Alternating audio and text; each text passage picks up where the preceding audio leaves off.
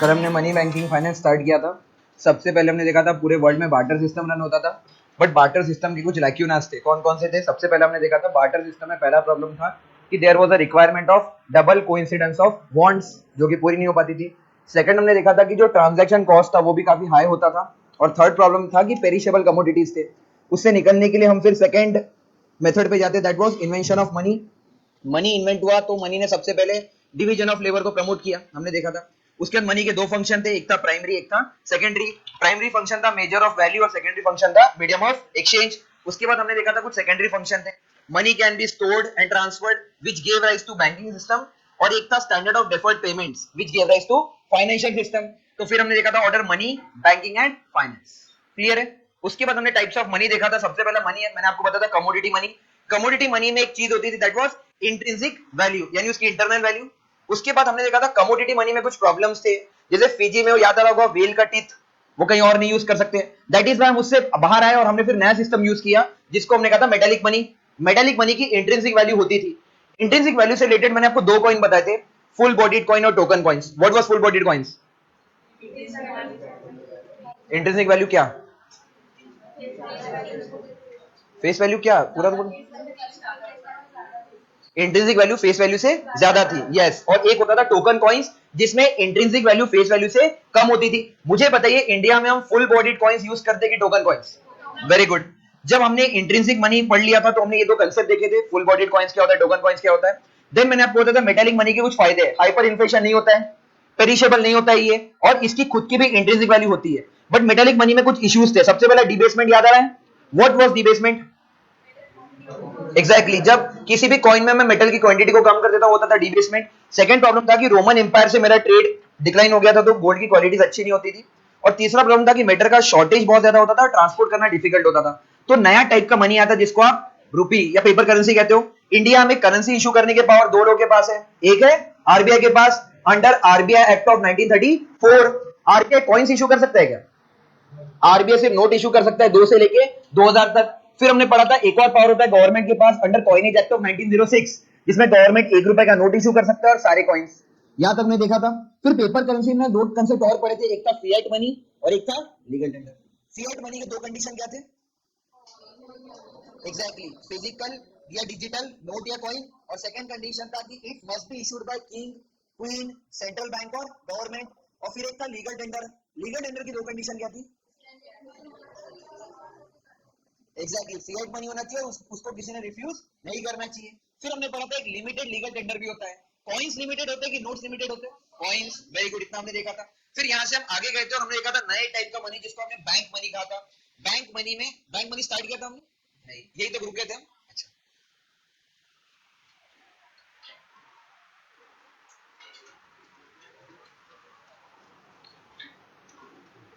हाँ, फिर दो तीन चीजें छोटी छोटी देखी थी। एक आरबीआई का मनी ऐप, मैंने आपको बताया था मनी ऐप नकली नोट पता कर सकता है क्या? फिर हमने देखा था एक म्यूजियम भी फॉर्म होने वाला था, जो कि कोलकाता में फॉर्म होगा ऑन न्यूमिस्मेटिक्स। और एक चीज मैंने आपको बताया था, इंडिया में कैश ट्रांजेक्शन की हाईएस्ट लिमिट कितनी है? 2 लाख। यस, इतना हमने देखा था।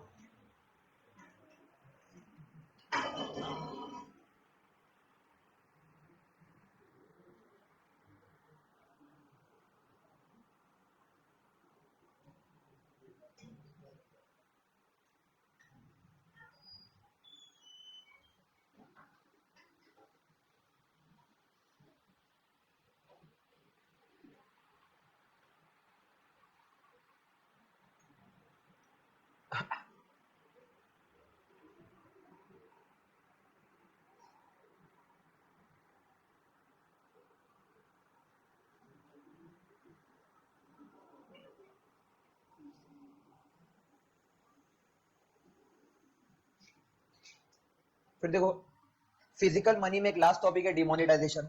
हमने एक वर्ड ऐसा ही पढ़ा था डिबेसमेंट, बट बैंक नोट में लास्ट जो टॉपिक है मतलब पेपर करेंसी में दैट वर्ड डिमोनेटाइजेशन। डिमोनेटाइजेशन का सिंपल मतलब होता है अगर आरबीआई ये अनाउंस कर दे कि आज के बाद ये मनी जो है वो लीगल टेंडर नहीं है, क्या नहीं है, लीगल टेंडर, तो वो क्या हो जाएगा, डिमोनेटाइज। यानी याद रखना है डिमोनेटाइज मनी फिएट मनी तो होगा सर, बट लीगल टेंडर नहीं होगा। छोटा सा एग्जांपल लेता हूं, 500 के पुराने नोट्स, पहले फिएट मनी की डेफिनेशन देखो, मुझे बताओ 500 के पुराने नोट फिएट मनी की पहली कंडीशन को पूरी करते हैं क्या, नोट और कॉइन वाली। सेकंड, उसको आरबीआई ने इशू किया था तो फिएट मनी है कि नहीं वो।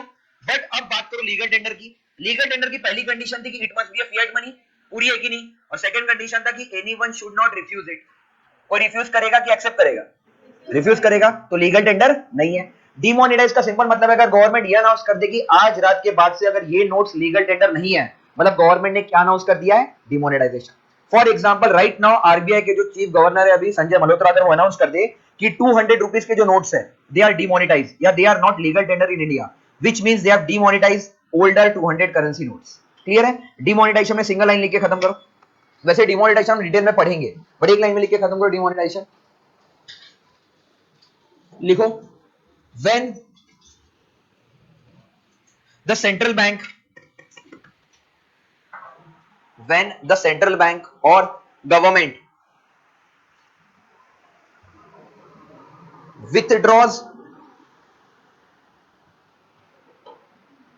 withdraws notes or currency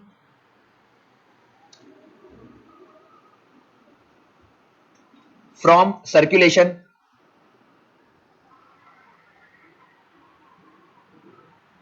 or announce them as non-legal tenders।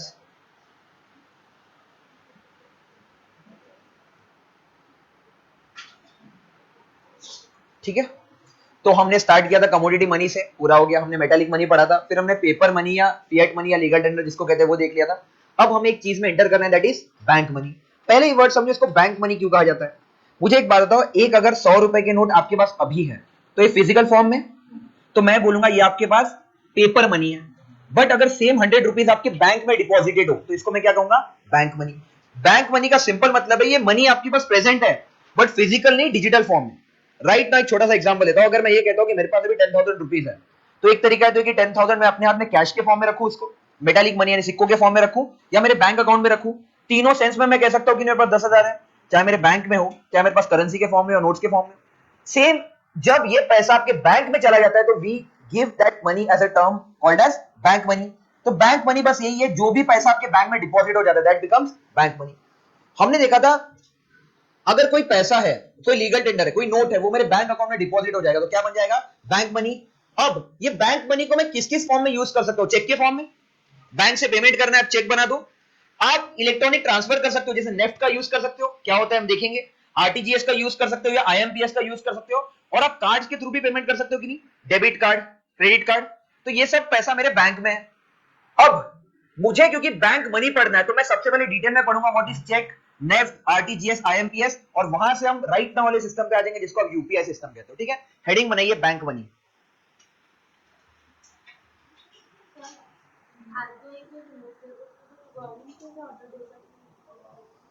क्योंकि बेटा आरबीआई को किसने चुना है, गवर्नमेंट ने।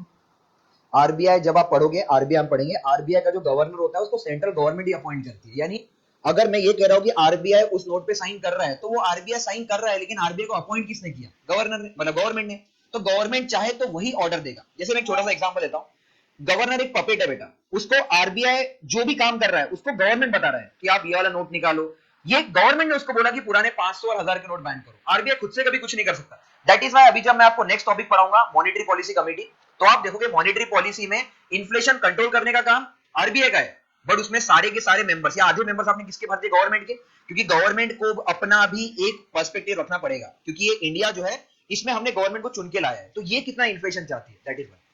तो बस साइन गवर्नमेंट ने, मतलब साइन आरबीआई ने किया है, बट वो काम गवर्नमेंट के कहने पे ही कर रहा है। ठीक है, लिखो बैंक मनी में it is the legal tender, it is the legal tender or paper currency deposited in bank accounts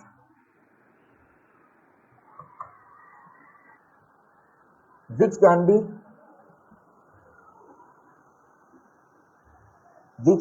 used in the form of check.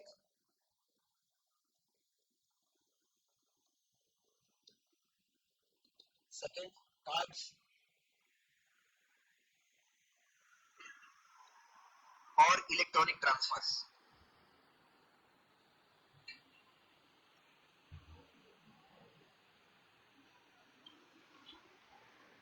तो इससे ये क्लियर होता है कि मुझे अगर बैंक मनी समझना है तो पहले मुझे चेक समझना होगा, फिर मुझे इलेक्ट्रॉनिक ट्रांसफर समझना होगा, फिर मुझे कार्ड समझना होगा।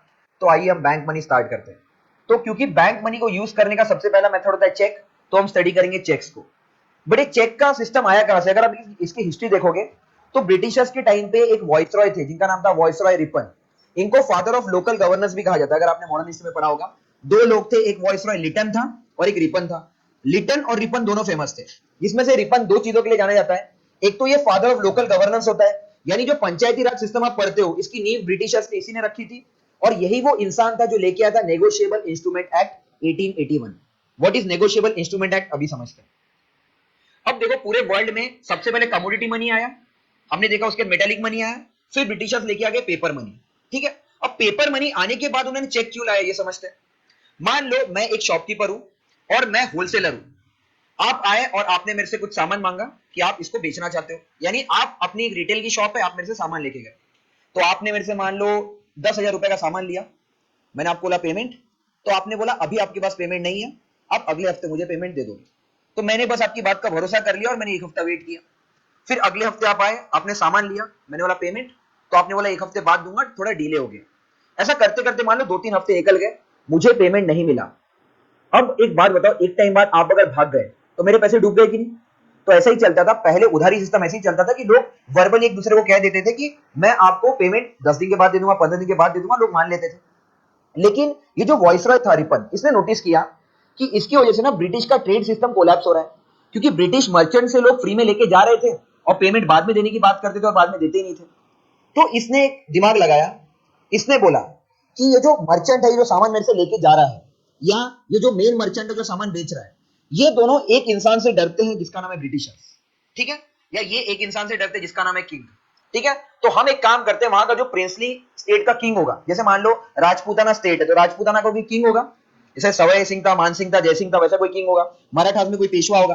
तो इन्होंने ऐसा बोला कि जो भी प्रिंसली स्टेट है, वहां का किंग ये अश्योरिटी लिख के देगा कि अगर उसके पैसे डूब गए तो किंग देगा ये चीज। क्लियर है? फिर से समझो, मैं एक दुकानदार हूं, आप सब मेरे से सामान लेके जा रहे हो, कोई पैसा दे नहीं रहा है, सब बोल रहे 7 दिन बाद देंगे, 10 दिन बाद देंगे, बट मेरा पैसा डूबने का चांस है कि नहीं? यानी मुझे कुछ गारंटी चाहिए। अब ये गारंटी कोई देगा कौन? तो आप और मैं एक इंसान में मानते जो यहाँ का किंग है, या यहाँ पे ब्रिटिश का रूल है तो ब्रिटिश में मानते हैं, तो ब्रिटिश इस चीज की गारंटी देगा। कैसे देगा? ये जो इंसान सामान लेने आ रहा है मेरे से, वो किंग से लिखवा के लाए या वो ब्रिटिश से लिखवा के लाए कि अगर उसने पैसा नहीं दिया तो ब्रिटिश इसकी भरपाई करेगा। क्लियर है? वो एक पेज पे लिखवा के लाएगा। जैसे आप मुझे लिख के दोगे कि आप फेल हो गए पेमेंट देने में, तो ब्रिटिश या किंग से ले लूंगा, उस पे किंग या ब्रिटिश का स्टैंप होगा कि नहीं, तो मेरे पास गारंटी होगी कि मेरे पास मेरा पैसा आ जाएगा। क्लियर है? ये सिस्टम यहां से स्टार्ट हुआ था। धीरे धीरे धीरे धीरे यही आगे चल के किस में बदल गया? चेक में। चेक में यही होता है बेटा। अब देखो चेक में सिस्टम क्या होता है। आप आए मान लो यहाँ पे एडमिशन लेने, या आप गए किसी हॉस्पिटल में और आपने बोला कि आपको किसी परिजन को एडमिट कराना है। उसने बोला, डॉक्टर ने बोला ठीक है 50,000 रुपीज चाहिए। आपने बोला सर अभी मेरे पास 20,000 है, बट मेरी सैलरी 2 दिन बाद आएगी, तो मैं 30,000 2 दिन बाद दे दूंगा। अब डॉक्टर कैसे मानेगा? तो डॉक्टर बोलेगा आप मुझे एक चेक दो, और इस चेक को कहा जाता है PDC cheque, post dated cheque. हम पढ़ेंगे पीडीसी क्या होता है, आप फिर से सुनो कहानी। आप अभी आए इलाज कराने, आपके पास अभी पैसे नहीं है, आपने बोला आप एक टोकन अमाउंट दे सकते हो मुझे 20,000 10,000, बट बचा हुआ पेमेंट आप सैलरी आने के बाद दोगे, लेकिन ऑपरेशन करना अभी जरूरी है। मैं आपकी बात कैसे मानूंगा? मैं आपको बोलूंगा ठीक है पेमेंट आपके पास अभी नहीं है, तो आप बदले मुझे क्या दे दो? चेक। चेक इस बात की गारंटी है कि ये चेक आपकी बैंक का मेरे पास है, जब मैं आपकी बैंक के पास लेके जाऊंगा तो आपका बैंक मुझे उतना पैसा दे देगा। क्लियर है कि नहीं? और अगर आप बोलोगे मान लो चेक बाउंस हो गया, तो बेटा आपको याद होगा इंडिया में एक एक्ट है जो कहता है अगर चेक बाउंस हो गया तो आपको 6 महीने की जेल हो सकती है। क्लियर? इंडिया का क्लियरली कहता है कि अगर चेक बाउंस होता है तो it is similarly treatable as 420 offence है ये, तो चेक बाउंस होने पे 6 महीने की सजा भी हो सकती है। अब मेरे पास गारंटी आ गई कि नहीं कि पैसे आएंगे, तो मैं ऑपरेशन चालू कर दूंगा, 3 दिन बाद 4 दिन बाद मैं चेक लगाऊंगा, मुझे पैसा मिल गया। तो ये सिस्टम यहां से स्टार्ट हुआ था। इस सिस्टम को कहा गया नेगोशिएबल इंस्ट्रूमेंट एक्ट ऑफ 1881। ये इसलिए लाया गया था टू एनकरेज चेक यूसेज, और अगर उसके बाद भी कोई पेमेंट नहीं करेगा, फॉर्जरी करेगा, डिसऑनर करेगा, तो उसको क्या किया जाएगा? पनिश। क्लियर है? बैंक मनी में सबसे पहला हेडिंग बनेगी checks.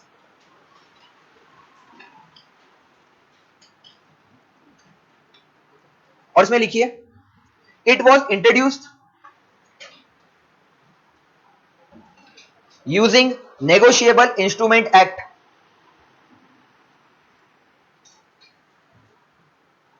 it was introduced using negotiable instrument act of 1881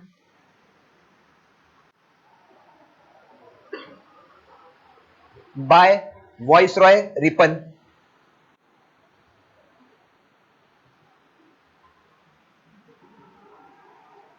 to encourage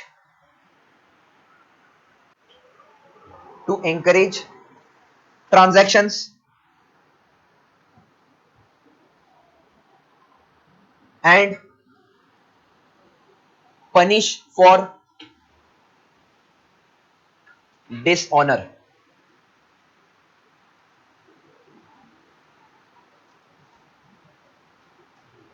ठीक है, अब चेक समझ में आ गया हमें चेक आया क्यों था। तो अब चेक्स के टाइप भी समझो। सबसे पहला टाइप होता है स्टेल। स्टेल का हिंदी में मतलब होता है बासी। कोई भी चेक जो होता है ना, उसकी वैलिडिटी होती है 3 महीने या फिर 90 डेज। छोटा सा एग्जांपल दूंगा, आज है 18 मार्च। अगर मैं आपको आज के डेट का एक चेक देता हूं, ये आप 18 अप्रैल को भी डाल सकते हो, 18 मई को भी डाल सकते हो, या 18 जून तक। लेकिन जैसे ही 19 जून को डालने जाओगे, चेक हो जाएगा बाउंस, क्योंकि चेक की एक्सपायरी डेट कितनी है? 90 डेज या फिर 3 मंथ्स। क्लियर है? कोई भी चेक 90 डेज तक मैक्सिमम वैलिड होता है। आपकी इच्छा, आप उसको जब डालो। फॉर एग्जाम्पल, अभी आपको किसी ने चेक दिया होगा 1 जनवरी का। कब का चेक दिया? 1 जनवरी का। पूरा जनवरी निकल गया, पूरा फरवरी निकल गया, मार्च खत्म हो रहा है कि नहीं? अभी भी आप चेक डालने जाओगे, चेक पास हो जाएगा। लेकिन अगर आप इसको 31 मार्च को डालोगे, चेक हो जाएगा बाउंस, क्योंकि 90 डेज हो जाएंगे पूरे। क्लियर है? तो चेक, ऐसा चेक जो 90 डेज कंप्लीट कर देता है, इस चेक को क्या कहा जाता है? Staled cheque. क्लियर है? टाइप्स ऑफ चेक हेडिंग बनाइए अपने नोट्स में।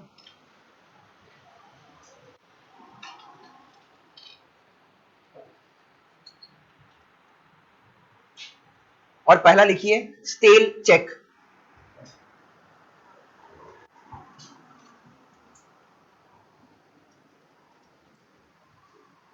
स्टेल चेक में लिखिए if a check is not withdrawn, if a check is not withdrawn in 3 months, then it expires। ठीक है, अगला टाइप लिखिए post dated check.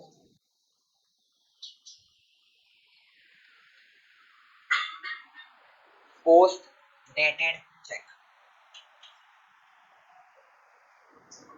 Post dated check क्या होता है? फॉर एग्जाम्पल, अभी मेरे, मान लो कि मैं गया किसी कॉलेज में एडमिशन लेने, और कॉलेज वालों को मैंने बोला कि मुझे एनरोल कराना है। तो उन्होंने बोला आप 5 lakh rupees fees one time जमा करा दो। मैंने उनको बोला अभी मेरे पास 3 लाख है, और आप मुझे 4 दिन का टाइम दो, मैं 2 लाख रुपए जमा कर दूंगा। तो उसके पहले मेरे पास नहीं आएंगे, लेकिन 4 दिन के बाद आ जाएंगे। या फिर मान लो मेरे पास कोई पेमेंट आने वाला है, तो पेमेंट आएगा मेरे पास 4 दिन बाद, उसके बाद मैं 5 लाख रुपए पूरा दे सकता हूं उनको। तो वो बोलेंगे क्या गारंटी है इस चीज की? तो मैं उनको बोलूंगा मैं आपको एक चेक देता हूं उस दिन का। जैसे आज मान लो 3 तारीख है, मैंने उनको बोला 4 दिन बाद मेरे पास पेमेंट आएगा, यानी 7 तारीख को आ जाएगा। मैं उनको 8 तारीख का चेक दूंगा। आज की तारीख क्या है? 3। मैंने चेक पे कौन सी डेट लिखी? 8। यानी वो 3 तारीख के बाद की डेट है कि नहीं? 3 तारीख के बाद की डेट है। तो जब भी आप आज के बाद का कोई भी डेट डालते हो चेक पे, वो चेक क्या कहलाता है? Post dated check.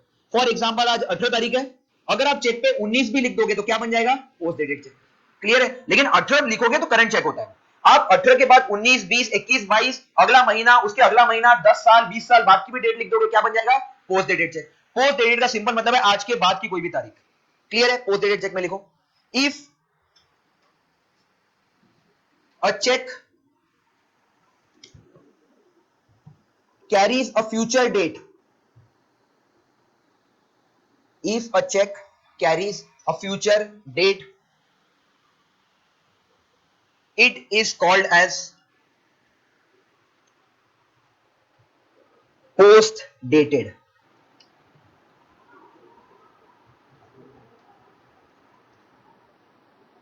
ठीक है, अब हमें दो और टाइप समझने हैं। ये दो और टाइप है क्या, अभी बताता हूं मैं आपको। एक होता है ओपन चेक और एक होता है क्रॉस चेक। जब आप किसी चेक को देखोगे तो वो चेक कुछ इस टाइप का होता है, ऐसा होगा चेक। यहाँ पे लिखा होगा कि किसको देना है आपको, उसका नाम लिखना है। यहाँ पे अमाउंट लिखा होगा, फिर आप अमाउंट लिखते हो और फिर नीचे उसको अल्फाबेटिकल ऑर्डर में लिखते हो। इस टाइप के चेक होता है। यहाँ पे उस इंसान की साइन होती है जिसने चेक इशू किया। ठीक है, मान लो मैंने अपनी साइन मार दी, यहाँ पे मैंने किसी XYZ पर्सन का नाम लिख दिया, अमाउंट लिख दिया XYZ, ऐसा चेक लिख दिया और ये चेक आपको दे दिया।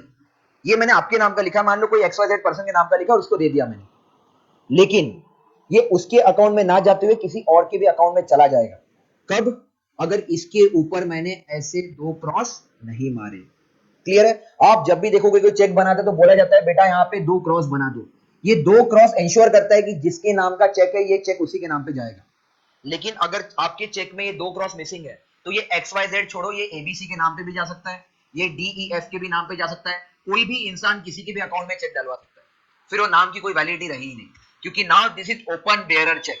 क्लियर है? अब इमेजिन करो ये दो लाइन कितने इंपॉर्टेंट हो जाते हैं चेक पे। दैट इज वाई बहुत ज्यादा प्रोबेबिलिटी है कि जब भी आप चेक इशू करते हो तो सामने लग कहता है वो दो क्रॉस चेक कर लो। ठीक है, अगर ये मान लो यहाँ XYZ का नाम लिखा है, मैं बैंक में गया और मैंने बोला सर इसको ABC के नाम पे डाल दीजिए, वो सबसे पहले देखेगा दो क्रॉस है क्या, अगर नहीं है ABC के नाम पे डाल देगा। लेकिन अगर वो देखेगा दो क्रॉस है, वो बोलेगा सॉरी सर ये XYZ के नाम पे ही जाएगा because this is a cross cheque. Clear है? अपने नोट्स में थर्ड टाइप लिखिए, ओपन बेयरर चेक।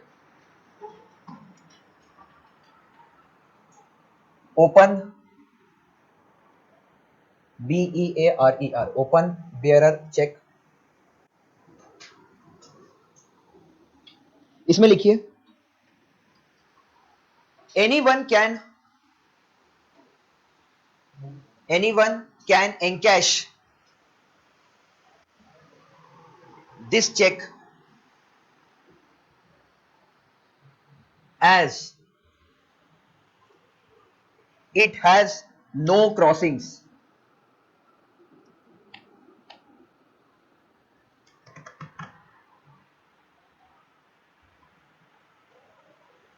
और अगला लिखिए फोर्थ वाला, crossed cheque.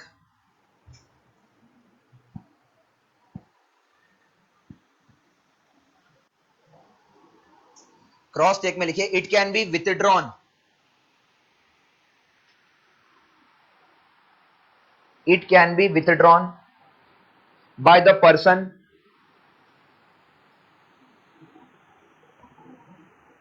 who is having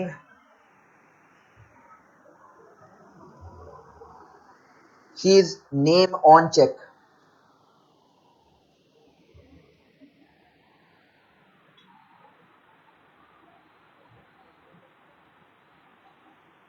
ठीक है, फिर एक बहुत छोटी सी चीज, जब भी आप बैंक अकाउंट खुलवाते हो आपके बैंक अकाउंट के साथ साथ आपको एक और नंबर याद रखना होता है, IFSC कोड।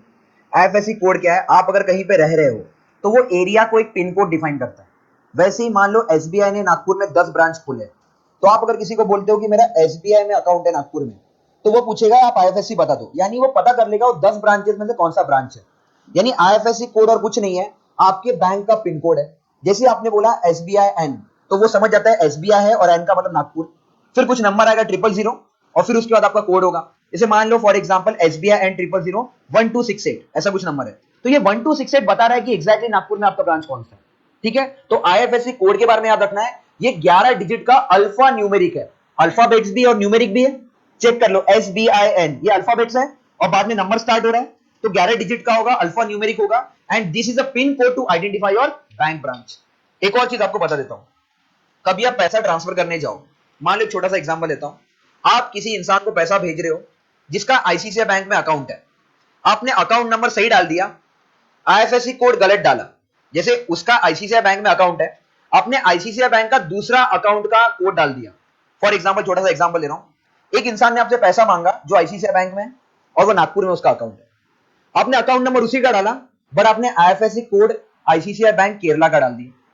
उसका अकाउंट कहां पे? नागपुर में। आपने कहां का डाला? केरला में। फिर भी पैसा चला जाएगा, क्योंकि बैंक कौन सा है? सेम। आप चेक कर लेना, अगर आईएफएससी कोड सेम बैंक का होता है, भले ही ब्रांच अलग अलग हो, पैसा चला जाएगा। लेकिन अगर आपने अकाउंट नंबर सही डाला और आईएफएससी कोड किसी और बैंक का डाल दिया, जैसे आईसीआईसीआई की जगह गलती से मैं एचडीएफसी डाल दूंगा, पैसा अब नहीं जाने में, वो देखोगे अमाउंट बाउंस हो जाएगा, क्योंकि क्लियरली आईएफएससी कोड ये चेक कर लेता है कि पैसा जा रहा है कि नहीं। इंडिया में यही एक लूप होल है। अभी जो इतने स्कैम आ रहे थे, रिसेंटली आरबीआई ने अनाउंस किया था कि वो इस लूप होल को चेक करने वाला है। अभी इंडिया में आपने जो देखा होगा, साइबर क्राइम हो रहा था। साइबर क्राइम इसीलिए हो रहा था, मैं मान लो मैं साइबर क्राइम करना चाहता हूं, मैंने आपको मेरा अकाउंट नंबर दिया और मैंने आईएफएससी कोड दे दिया आपको गुजरात का। मैं हूं नागपुर में, मैंने आपको कहां का दे दिया? गुजरात का। आपने पैसे भेजे, आपको पता चला फ्रॉड हुआ, आप कंप्लेंट लिखाने आए, आपने अकाउंट नंबर लिखवाया और आईएफएससी कोड लिखवाया। साइबर क्राइम वाले आईएफएससी कोड देखते थे, अच्छा है गुजरात का है, वो गुजरात पुलिस को अलर्ट करते थे। गुजरात पुलिस ढूंढती थी, उनको कोई मिलता ही नहीं था। बाद में पता चलता था ये आईएफएससी कोड ही गलत दिया था। समझ रहे हो? अकाउंट नंबर में जाके चेक करना होता था कि अकाउंट नंबर किसी और आईएफएससी से लिंक्ड है, या अकाउंट नंबर को डिटेल में जाके पता करने पे पता चलता था। ठीक है, तो ये लूप होल को सॉल्व किया अभी आरबीआई ने। क्लियर है? पहले हेडिंग बनाओ आईएफएससी कोड, आईएफएससी कोड, और लिखो इसमें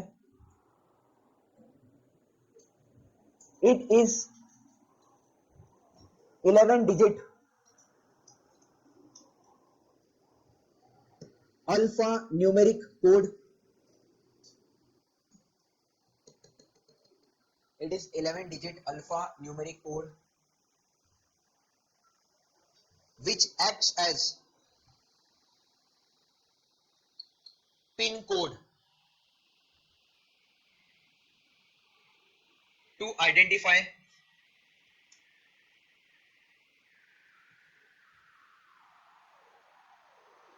bank branch। ये प्रीलिम्स का फैक्ट है, कुछ भी नहीं कर सकता, आपको याद रखना है। 11 डिजिट का होता है, अल्फा न्यूमेरिक होता है, और ये बैंक ब्रांच को आइडेंटिफाई करने में हेल्प करता है। ठीक है, अब हमने चेक समझ लिया कि चेक होता क्या है। चेक जैसी एक और चीज होती है जिसको कहा जाता है डिमांड ड्राफ्ट। ठीक है, अब हम समझेंगे डिमांड ड्राफ्ट क्या होता है।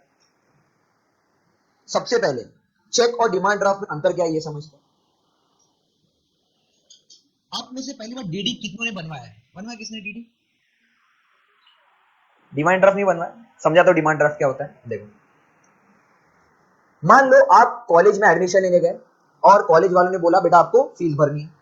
आपने बोला ठीक है सर, लास्ट डेट क्या है? उन्होंने बोला लास्ट डेट ये तारीख है। आपने उनको बोला ये लो चेक सर, आपने चेक दे दिया, वो चेक लेके गए और चेक हो गया बाउंस। चेक बाउंस हो गया तो उनको पेमेंट मिला क्या? नहीं। अब उन्होंने आपको पूछा था आपका पेमेंट दोगे? आपने बोला था सर 7 तारीख का चेक है। उनके एक फैकल्टी है जिसने बोला था सर मेरी सैलरी कब आएगी? उन्होंने बोला था 8 को, क्योंकि 7 को चेक मिलता, पेमेंट कब देते? 8 को। आपका चेक बाउंस हुआ तो उनका भी चेक बाउंस होगा कि नहीं? अरे आपका चेक बाउंस हुआ तो उनको पैसा नहीं मिलेगा, तो उनका भी चेक बाउंस होगा कि नहीं? तो चेक देने के बाद भी कितने बार ना चेक बाउंस हो जाता था, तो गारंटी नहीं होती थी कि पैसा मिलेगा कि नहीं। इसी सिस्टम को सॉल्व करने के लिए वो लोग लेके आ गए डिमांड ड्राफ्ट। अब समझते हैं डिमांड ड्राफ्ट क्या होता है। मान लो आपने कॉलेज को 40,000 का चेक दिया था, बट चेक हो गया बाउंस, तो कॉलेज वाले रूल बना देंगे कि आज के बाद अगर आपको पेमेंट करना है कॉलेज की फीस का, तो सिर्फ डिमांड ड्राफ्ट लिया जाएगा। क्या लिया जाएगा? Demand draft. अब डिमांड ड्राफ्ट के दो फायदे होते हैं। मान लो आप सब अभी छुट्टियों में अपने घर पे आए हुए हो, कॉलेज आपका स्टार्ट होगा जून में। कॉलेज कब स्टार्ट होगा? जून में। अभी आप घर पे आओ, कॉलेज वालों ने आपको बोला कि 7 तारीख को कॉलेज स्टार्ट होगा, 10 तारीख लास्ट डेट है फीस भरने की।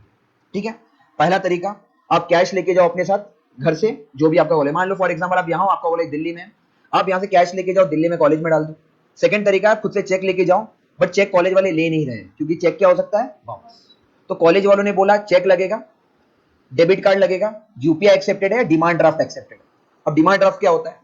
मैंने मेरे पापा को बोला कि कॉलेज वाले फीस मांग रहे हैं, मई का महीना है, मेरा कॉलेज जून में स्टार्ट होगा। पापा ने बोला कितनी फीस है? मैंने बोला 40,000। पापा ने बोला ये लो और डीडी जाके बना लो। अब डीडी क्या होता है? मैं 40,000 रुपए लेके जाऊंगा बैंक में, उनको 40,000 रुपीज दूंगा, वो बोलेंगे, वो मुझे पेपर देंगे। इस पेपर में लिखा होता है उसका नाम, जिसके नाम पे डीडी जाएगी, उसका अकाउंट नंबर, कौन सा अकाउंट नंबर डालना है यहाँ पे, उसका आईएफएससी कोड, और एंड में आपके साइन। जैसे ही आप ये भर के दे देते हो और कैश देते हो, वो एक कागज बना लेता है जिसको कहा जाता है डिमांड ड्राफ्ट। आपने उसको कैश दे दिया, उसने आपको बदले में एक कागज दिया, इस कागज को क्या कहते हो आप? Demand draft. ये पैसा आपने मान लो एसबीआई नागपुर में दे दिया, एसबीआई नागपुर ने आपको डिमांड ड्राफ्ट बना के दे दिया। अब आप जून में, जुलाई में, अगस्त में कभी भी अपने कॉलेज जाओ, आप कॉलेज वालों को डिमांड ड्राफ्ट दे दो, कॉलेज वालों का कोई डर नहीं है डिमांड ड्राफ्ट का। क्यों? पैसे बैंक के पास आ गए कि नहीं? पैसे बैंक के पास आ गए, बैंक ने आपको बदले में क्या दिया है? Demand draft. अब आपके कॉलेज वाले जून जुलाई अगस्त में जब भी ये डिमांड ड्राफ्ट लेके जाएंगे दिल्ली के एसबीआई के पास, वो चेक करेगा, डिमांड ड्राफ्ट का नंबर डालेगा, वो बोलेगा हाँ सर डिमांड ड्राफ्ट बन चुका है, और वो पैसा तुरंत आपके अकाउंट में ट्रांसफर कर देगा। क्लियर है? तो पहला डिफरेंस हमें क्या समझ में आया? चेक में पेमेंट की गारंटी नहीं होती, लेकिन डिमांड ड्राफ्ट में पेमेंट की गारंटी होती है कि नहीं? कॉलेज वाला उसको 10 साल बाद भी यूज करे तो पेमेंट मिल जाएगा। क्यों? बैंक ने पैसा ले लिया सर ऑलरेडी आपसे, और उसने आपको एक कागज दिया है। ये कागज इस बात का प्रूफ है कि पैसा आ चुका है, जब चाहे इनकैश कराओ। इसीलिए 90% colleges in India don't accept cheque, they accept demand draft. Maximum colleges में यही चलता है। इसे मैंने आपको पूछा कि आप डिमांड ड्राफ्ट बनवाया कि आपने कभी, क्योंकि इंडिया में यहां तो नहीं पता, बट नॉर्थ के किसी भी कॉलेज में आप चले जाओगे तो they only accept demand draft, क्योंकि वहां तो चेक बहुत ज्यादा बाउंस होता है नॉर्थ में ऐसा। तो ये एक सिस्टम अभी आया है डिमांड ड्राफ्ट का, ये चेक से ज्यादा बेटर है। अगर आपको क्वेश्चन आता है चेक और डिमांड ड्राफ्ट में प्राइम डिफरेंस क्या है, चेक डज नॉट गारंटी या चेक डज नॉट एंश्योर की मनी आ चुका है, डिमांड ड्राफ्ट एंश्योर्स की मनी आ चुका है। ठीक है, अपने नोट्स में हेडिंग बनाओ डिमांड ड्राफ्ट।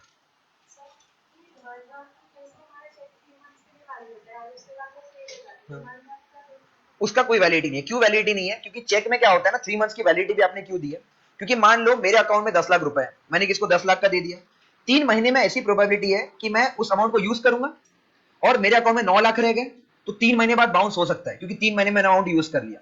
चेक में अमाउंट फ्लक्चुएट हो सकता है बैंक अकाउंट में, इसे चेक की वैलिडिटी बाइंड कर दिया आपने। ठीक है, या फिर वो पर्सन की डेथ हो सकती है ऐसा, तो वो अगर मान लो एक इंसान ने जिसे मुझे चेक दिया, 3 महीने तक चेक था, वो 4th महीने उसकी डेथ हो गई ऐसा, या 2nd महीने में उसकी डेथ हो गई, तो वो चेक दो अगर मैंने इंश्योर नहीं किया तो अब वो इंसान तो चला गया, मुझे वो चेक कौन देगा? लेकिन डिमांड ड्राफ्ट में आपके पास पैसा पहले आ गया है कि नहीं, बैंक के पास आ गया है, बैंक ने उसको संभाल के रखा हुआ है। आप जिस दिन आओगे, 2 साल बाद आओ, 4 साल बाद आओ, बैंक आपको बोलेगा ये लीजिए आपके 40,000, क्योंकि आपको बैंक ने एक डीडी बना दिया है। अब सेकंड क्वेश्चन आपके माइंड में होगा, सर बैंक वाला ये काम कर क्यों रहा है? क्योंकि बैंक वाला आपसे कमीशन लेता है। छोटा सा एग्जांपल लेता हूं, बैंक वाला आपको सिंपली बोलेगा वी आर चार्जिंग 2% कमीशन, यानी वो आपको सिंपली बोलेगा 800 रुपए बैंक वाले लेंगे। बैंक वाले इस चीज की गारंटी लेते हैं कि वो आपसे 2% कमीशन लेंगे, क्योंकि बैंक एजेंट की तरह काम कर रहा है कि नहीं, आपने पैसा यहां दिया, ये पैसा आपके कॉलेज पहुंच जाएगा। क्लियर है? इसलिए वो अपना कुछ कमीशन लेते हैं। जब डीडी बनाने जाओगे तो आपको कमीशन बता देंगे, मिनिमम 2% होता है डीडी। ये अमाउंट वाइज वेरी करता है, ज्यादा अमाउंट होगा तो अमाउंट कम होता है, छोटा अमाउंट होगा तो अमाउंट ज्यादा होता है। ठीक है, तो दैट इज डीडी। डीडी के बारे में लिखो अपने नोट्स में। A demand draft is a type of cheque, a demand draft is a type of check which ensures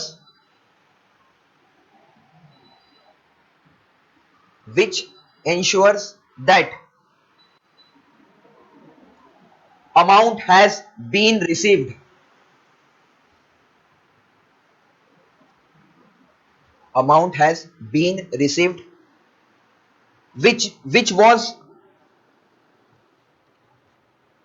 which was absent in the case of check। Cheque में ये guarantee absent होती है जो डिमांड ड्राफ्ट गारंटी देता है। ठीक है, अब हमें एक लास्ट चीज पढ़ना है, ओवरड्राफ्ट। ओवरड्राफ्ट क्या होता है? मान लो एक स्टूडेंट है और इसके एक सेविंग अकाउंट में 1000 रुपए है, अब ये एटीएम में जाएगा पैसा विड्रॉ करने, तो ये मैक्सिमम अमाउंट कितना विड्रॉ कर सकता है? 900,000 कर सकता है कि नहीं? मेरे अकाउंट में 1000 रुपीज है, मैं अगर विड्रॉ करने जाऊं तो मैक्सिमम कितना कर सकता हूं? 1000। बट मान लो मुझे अभी 2500 रुपए की जरूरत है, तो क्या मैं 2500 कर सकता हूं क्या विड्रॉ? नहीं, क्योंकि मेरे अकाउंट में कितने हैं? 1000 रुपए, मुझे 1500 किसी और से लेने पड़ेंगे। लेकिन गवर्नमेंट ने एक नया सिस्टम लाया जिसको कहा जाता है ओवरड्राफ्ट। What is overdraft? मुझे चाहिए 2500 रुपए, मेरे अकाउंट में कितना है? 1000, तो गवर्नमेंट मुझे एक छोटा सा टेम्पोररी लोन देगा 1500 रुपए का। कितने का लोन देगा? 1500 का। ये टेम्पोररी होता है। अब जैसे ही गवर्नमेंट मुझे लोन देगा, मैं एटीएम में जाऊंगा, निकालूंगा 2500 रुपए, इसके बाद कभी ना कभी मेरे पेरेंट्स या कोई मेरे अकाउंट में पैसे भेजेंगे, बैंक वाले इमीडिएटली पैसा काट लेंगे।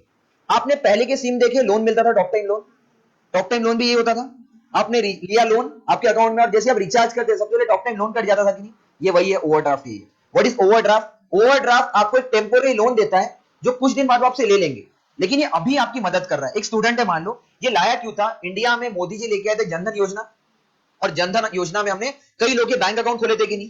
अब इसमें मैक्सिमम स्टूडेंट्स के बैंक अकाउंट खोले। एक स्टूडेंट है जो घर से बाहर है, उसके पेरेंट्स अभी पैसा भेजने के, बट उसको पैसे की भी जरूरत है, तो वो क्या करेगा?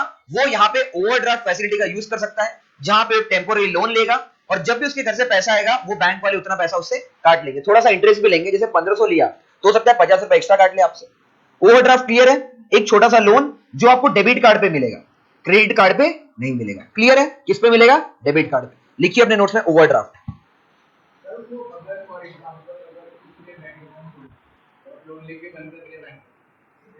लोन लेने बंद ही नहीं होगा ना बैंक अकाउंट। बैंक जैसे ही आप जाओगे बोलेगा आपके अकाउंट में ओवरड्राफ्ट है, कैसे बंद करोगे? जब आप बैंक बंद करने आते हो तो बैंक क्लोजिंग फॉर्म भरना होता है, वो देख के बोलेगा आपके इसमें ओवरड्राफ्ट अभी भी इशू है। और जब आप बैंक ओपन करते हो तो आपको पता होगा, आप एड्रेस प्रूफ देते हो। तो वही तो बता रहा हूँ, आपके बैंक अकाउंट में आपका ये होता है, एड्रेस प्रूफ होता है। जब आप ओपन करते हो तो कलेक्शन के लोग आते हैं सर, आपके घर से उठा के लेके जाएंगे आपको, ठीक है, अगर आप पैसा नहीं दोगे तो बैंक के अपने तरीके से वसूलने के, ठीक। हाँ, लिमिट रहती है। अगर आप ज्यादा यूज करते हो तो आपको ज्यादा ओवरड्राफ्ट मिलेगा। जैसे मान लो मेरा बैंकिंग अच्छा है फॉर एग्जांपल, और मैं 15-20 हजार रुपए हर वीक में यूज करता हूँ, मतलब महीने में 50,000 यूज कर रहा हूँ, तो मेरे को ओवरड्राफ्ट 20,000 का भी मिल सकता है। बट एक इंसान है जो महीने में 10,000 यूज कर रहा है तो उसको 2-3 हजार का मिलेगा। डिपेंड करता है आपका अमाउंट कितना है, वो बैंक डिसाइड करता है, ठीक। ओवरड्राफ्ट में लिखिए, it is a temporary loan, it is a temporary loan which is provided on the bank accounts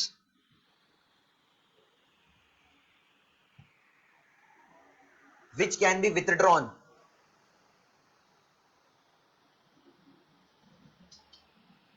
using debit cards।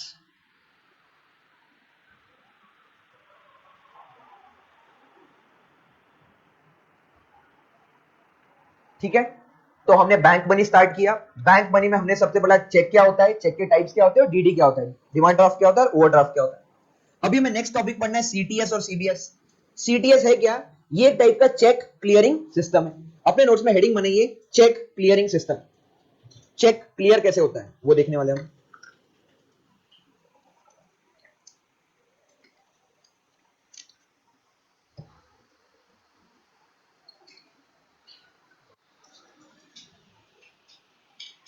ये पूरी हिस्ट्री दी हुई है, आपको ये कथा कहानी याद नहीं रखना है, आपको बस ये वाला याद रखना है, लेटेस्ट। ठीक है, स्टार्ट कैसे हुआ अभी देखते हैं। पहले चेक क्लियरेंस मैनुअली होता था। मैनुअली कैसे होता था? ब्रिटिश के टाइम पे मैंने आपको बता दिया, आप किंग से लेके आओगे गारंटी, मैं अपने रजिस्टर में नोट करूंगा कि किंग ने इस दिन लिखा था कि 10,000 रुपए मुझे देगा, जब आप मुझे पैसा दोगे तो मैं रजिस्टर से काट दूंगा। क्लियर है? मैनुअली काम था कि नहीं? बट मैनुअली में बहुत झंझट थी, तो फाइनली हम क्या लेके गए? ऑटोमेटेड क्लियरिंग सिस्टम, जिसमें पूरा काम मशीन करेगा, इंसान की जरूरत नहीं है। इसमें सबसे पहला सिस्टम था MICR। MICR होता क्या है? एक सेकेंड, ये एक चेक देख रहे हो आप, चेक है एसबीआई का, यहां पे एक नंबर लिखा हुआ है नीचे चेक के। कोई भी चेक देखोगे नंबर होता है, सबसे पहले चेक का नंबर होता है, ये अल्फाबेटिकल होता है। जैसे आप जब ये इशू करते हो तो आपने देखा होगा बहुत लोग स्टार्टिंग वाले पेज पे लिख के भी रखते हैं, ये चेक नंबर होता है। इसके बाद जो 9 डिजिट होते हैं इसको कहा जाता है MICR कोड। क्लियर है? ये नंबर बहुत इंपॉर्टेंट होता है। अब देखो, ये नंबर इंपॉर्टेंट क्यों होता है? क्योंकि जो MICR लिखा होता है ये एक इंक को यूज करके लिखा होता है जिसका नाम होता है आयरन ऑक्साइड। अगर आप चेक देखोगे तो पूरे चेक में जो नीचे वाला नंबर होता है ना वो अलग ही दिखता है, अलग ही अल्फाबेटिकली ऑर्डर में दिखता है, क्योंकि आयरन ऑक्साइड से लिखा होता है। जैसे ही आप ये चेक किसी मशीन में डालोगे, वो मशीन स्कैन करके उस नंबर पे क्लिक करता है। जैसे क्लिक करता है तो बता देता है किसके नाम का अकाउंट है, कितना पैसा है उसमें, और ऑटोमेटिकली पैसे कट जाते हैं। और इसी मशीन को कहा जाता है मैग्नेटिक इंक कैरेक्टर रिकॉग्निशन। ये MICR का मतलब है मैग्नेटिक इंक कैरेक्टर रिकॉग्निशन। ये मैग्नेट के थ्रू उस नंबर को रिकॉग्नाइज करता है और ऑटोमेटिकली मेरे अकाउंट से पैसे कट जाएंगे। छोटा सा एग्जांपल लेता हूं, मैंने किसी को ये चेक दिया और ये चेक में 1,39,887 लिखा हुआ है। ये चेक स्कैन करेगा ऐसा और इस नंबर पे क्लिक करेगा। जैसे इस पे क्लिक करेगा तो ये बता देगा कि ये जो बैंक अकाउंट है ये मेरा पुणे में लोकेटेड है, इस नंबर का बैंक अकाउंट है। ऑटोमेटिकली उसमें से पैसे कट गए और जिसका यहाँ पे आपने नाम लिखा हुआ है उसको ये पैसा तुरंत चला। क्लियर है? ऑटोमेटिकली काम हो गया। तो इसमें आपको याद रखना है, पहले चलता था 1980s में, लेकिन इसमें बहुत प्रॉब्लम थी तो हमने इसको हटा दिया। कि क्या प्रॉब्लम थी? मैं क्या कर सकता था, इसके ऊपर ना मैं खुद से भी फोर्ज करके नंबर लिख सकता हूँ, मशीन पता करता नहीं था, पैसा किसी के अकाउंट में चला जाता था। तो हमें पता चला MICR में बहुत प्रॉब्लम है, इसको हटाओ। फिर हम सेकेंड सिस्टम लेके आए जिसका नाम है OCR, ऑप्टिकल कैरेक्टर रिकॉग्निशन। एक ऐप आता था कैम स्कैनर, यूज किया आपने? PDF बनाने के लिए फोटो खींचना होता है, स्कैन करता था। तो कुछ नहीं, आपको कुछ नहीं करना है, चेक आता था, जैसे जेरोक्स मशीन होती है उसमें डाल दो, वो पूरा स्कैन करेगा और पैसा सामने वाले के अकाउंट में चला जाएगा। तो ये सिस्टम भी अच्छा था, बट इसको भी हमने हटा दिया। अभी जो हम यूज करें दैट इज CTS। आपको यही याद रखना है राइट नाउ। अगर आपको क्वेश्चन आता है कि इंडिया में चेक क्लियरेंस सिस्टम का नाम क्या है, it is CTS, cheque truncation system. क्या होता है सीटीएस, आइए देखते हैं। सबसे पहले मान लो ये एक पर्सन है जिसको अपने एम्प्लॉय को सैलरी देनी है। इसने अपने एम्प्लॉय को एक चेक दिया। इस पर्सन ने इस चेक को अपने बैंक अकाउंट में डिपॉजिट कर दिया। इसका बैंक एसबीआई में है। जैसे एसबीआई वाले को चेक देगा, एसबीआई वाला क्या करेगा, इस चेक का इमेज लेके भेजेगा एक्सिस बैंक को। क्यों एक्सिस बैंक को भेजा, ये ओनर जो है इसका अकाउंट कहां पे, एक्सिस बैंक में, और इसके अकाउंट से पैसे कटेंगे। फिर से सुन लो, एक ओनर है, इसका अकाउंट कहां है, एक्सिस बैंक में। इसने अपने एक एम्प्लॉय को चेक दिया। इस एम्प्लॉय का चेक का इस एम्प्लॉय का अकाउंट कहां पे, एसबीआई में। मैं चाहता हूं ये पैसे मेरे एसबीआई के अकाउंट में है, मैं ये एक्सिस बैंक का चेक ले जाके मेरे एसबीआई को दूंगा। एसबीआई वाला क्या करेगा, इस फोटो को खींच के भेजेगा एक्सिस बैंक को कि भाई पता करके बता ये तेरे अकाउंट में ऐसा कोई है क्या, ऐसा कोई पर्सन। एक्सिस बैंक वाला कंफर्म करेगा हाँ है, और वो ये पैसा इसके अकाउंट में डाल देगा। पैसा ट्रांसफर हो गया कि नहीं। फिर से सुन लो, इसने एक चेक दिया, इसको इसने अपने बैंक वाले को दिया। बैंक वाले ने बोला कि भाई मेरे पास तेरे एक एम्प्लॉय का चेक आया है या तेरे एक पर्सन का चेक आया है, तू उसके अकाउंट से पैसे काट के मेरे एक पर्सन के इसमें भेज दे। पैसे भेज दिए, चेक क्लियर हो गया कि नहीं। लेकिन इसमें एक धांधली थी, इसीलिए सीटीएस का नया वर्जन लेके आया जिसको हम कहते हैं पॉजिटिव पे मैकेनिज्म। क्या धांधली थी अभी देखो, हम लेके आए पॉजिटिव पे मैकेनिज्म। क्या होता है पॉजिटिव पे मैकेनिज्म, अभी समझो। मान लो ये जो पर्सन है इसने अपने एम्प्लॉय को चेक दिया, कितने का, 5,000 का। इसने अपने एम्प्लॉय को 5,000 का चेक दिया। एम्प्लॉय ने 5,000 की जगह सामने 5 लगा दिया और पीछे भर भर के जीरो लगा दिए, यानी 5,000 का 55 लाख बना दिया कि नहीं। और ये 55 लाख जैसे मैंने एसबीआई को दिया, एसबीआई ने एक्सिस बैंक को भेजा, एसबीआई ने 55 लाख भेज दिया मेरे को। धांधली है कि नहीं। इससे कैसे बचा जाए, तो सबसे पहले जैसे ओनर मुझे चेक देगा, तो ये जैसे चेक देगा उसके पहले एक फोटो खींच के अपने खुद के बैंक को भेज देगा कि एक्सिस बैंक मैंने 5,000 का चेक इसको दिया है।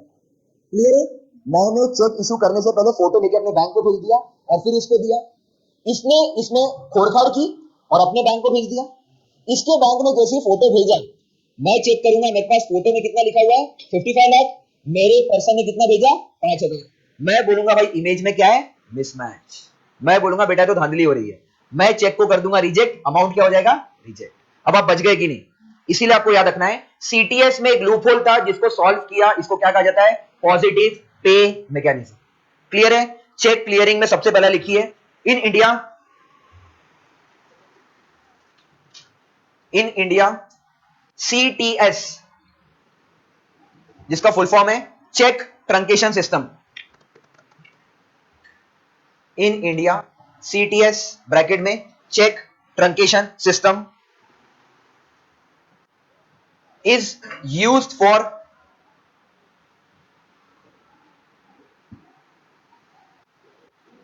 check clearing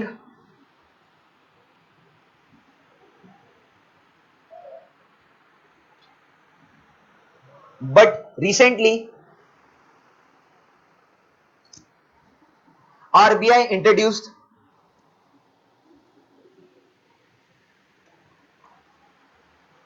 positive pay mechanism.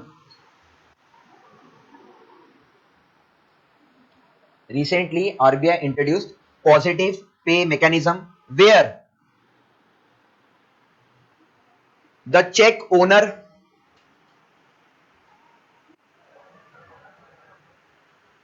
has to send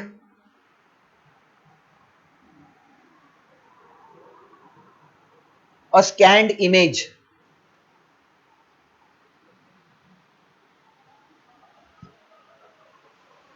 to his own bank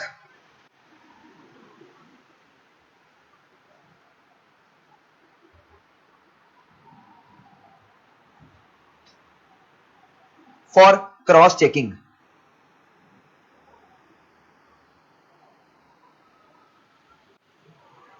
तो सीटीएस क्लियर है, पॉजिटिव पे मैकेनिज्म क्लियर है। पॉजिटिव पे मैकेनिज्म में एक एक्स्ट्रा लेयर है, आपको फोटो खींच के अपने बैंक को भेज देना है। अभी रिसेंटली जब भी आप चेक इशू करते हो तो ये इंश्योर करना कि आप अपने बैंक को पहले भेज दो ये फोटो। आप जैसे ही जाओगे आप डालोगे पॉजिटिव पे मैकेनिज्म, गूगल पे आ जाएगा, वहां पे आपको अपना बैंक सिलेक्ट करना है, फोटो अपलोड करनी है, आपके बैंक के पास चला जाएगा। यानी जब वो क्लियर करेंगे और चेक करेंगे कि आपका चेक और उसका चेक मैच हो रहा है कि नहीं। इस तरीके से आप फ्रॉड होने से बचा सकते हो। जैसे मान लो आपने किसी को 5,000 का चेक दिया, बहुत ईजी होता है, 5,000 के सामने 15 लगाना, 2 लगाना, 55 लगाना, कुछ भी लगा सकता है कोई भी, और वो पैसा विड्रॉ कर सकता है। ठीक है,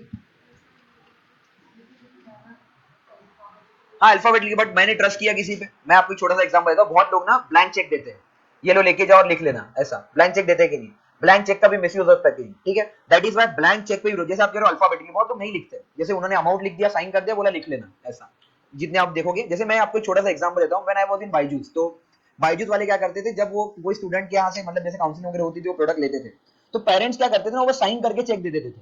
बायजूस में कितने ऐसे केसेस आते थे जहां पे पेरेंट्स को कन्विंस किया जाता था कि 1 लाख का प्रोडक्ट है और 2 लाख का कट जाता था पैसा, क्यों?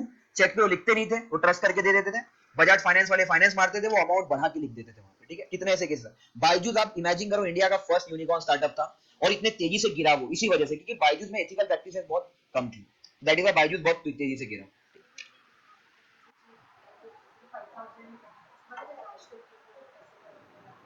हाँ डैश करके, हाँ लेकिन 5 के आगे लगा लो, 5 के 1000 के बाद मत लगाओ, लेकिन 5 के आगे तो लगा सकते हो ना।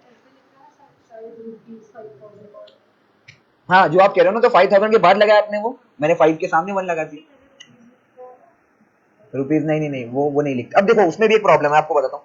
आप बोलो रुपीज लिखेंगे, तमिलनाडु गवर्नमेंट का लेटेस्ट ऑर्डर पढ़ा, उन्होंने बोल दिया आपसे हम रुपी को नहीं मानेंगे, उन्होंने नया सिंबल डाल दिया। अब वो चेक तमिलनाडु में चलेगा क्या? नहीं। तो अब ये सारी प्रॉब्लम्स है जो आप कह रहे हो ना, कि वो कई सारे से लूपहोल है। दैट इज व्हाई आरबीआई ने 2021 से बोला कि अब से हमारे लिए मैंडेटरी हम क्या यूज करेंगे, पॉजिटिव पे मैकेनिज्म, ठीक है, क्योंकि जैसे जितने भी लूपहोल्स है, कोई ना कोई लूपहोल इसमें आ ही जाएगा कि आप जैसे रुपी लगाने का, कोई लगाते नहीं, कितने लोग इंडिया में रुपी का सिंबल लगाते हैं ऐसा। अभी हम खुद ही अपने नोट्स में लिखते हैं, जब आप लिखते हो कभी अमाउंट वगैरह ऐसा, तो आप लिखते हो रुपीज कहीं, पैसा नहीं, ठीक है। अब हम आगे बढ़ते हैं, तो हमने देख लिया सीटीएस क्या होता है, पॉजिटिव मैकेनिज्म क्या होता है, तो हमने चेक टाइप्स देख लिया, सीटीएस देख लिया। अभी हमें देखना है सीबीएस, हेडिंग बनाइए CBS, core banking solution. CBS का मतलब है कोर बैंकिंग सॉल्यूशन।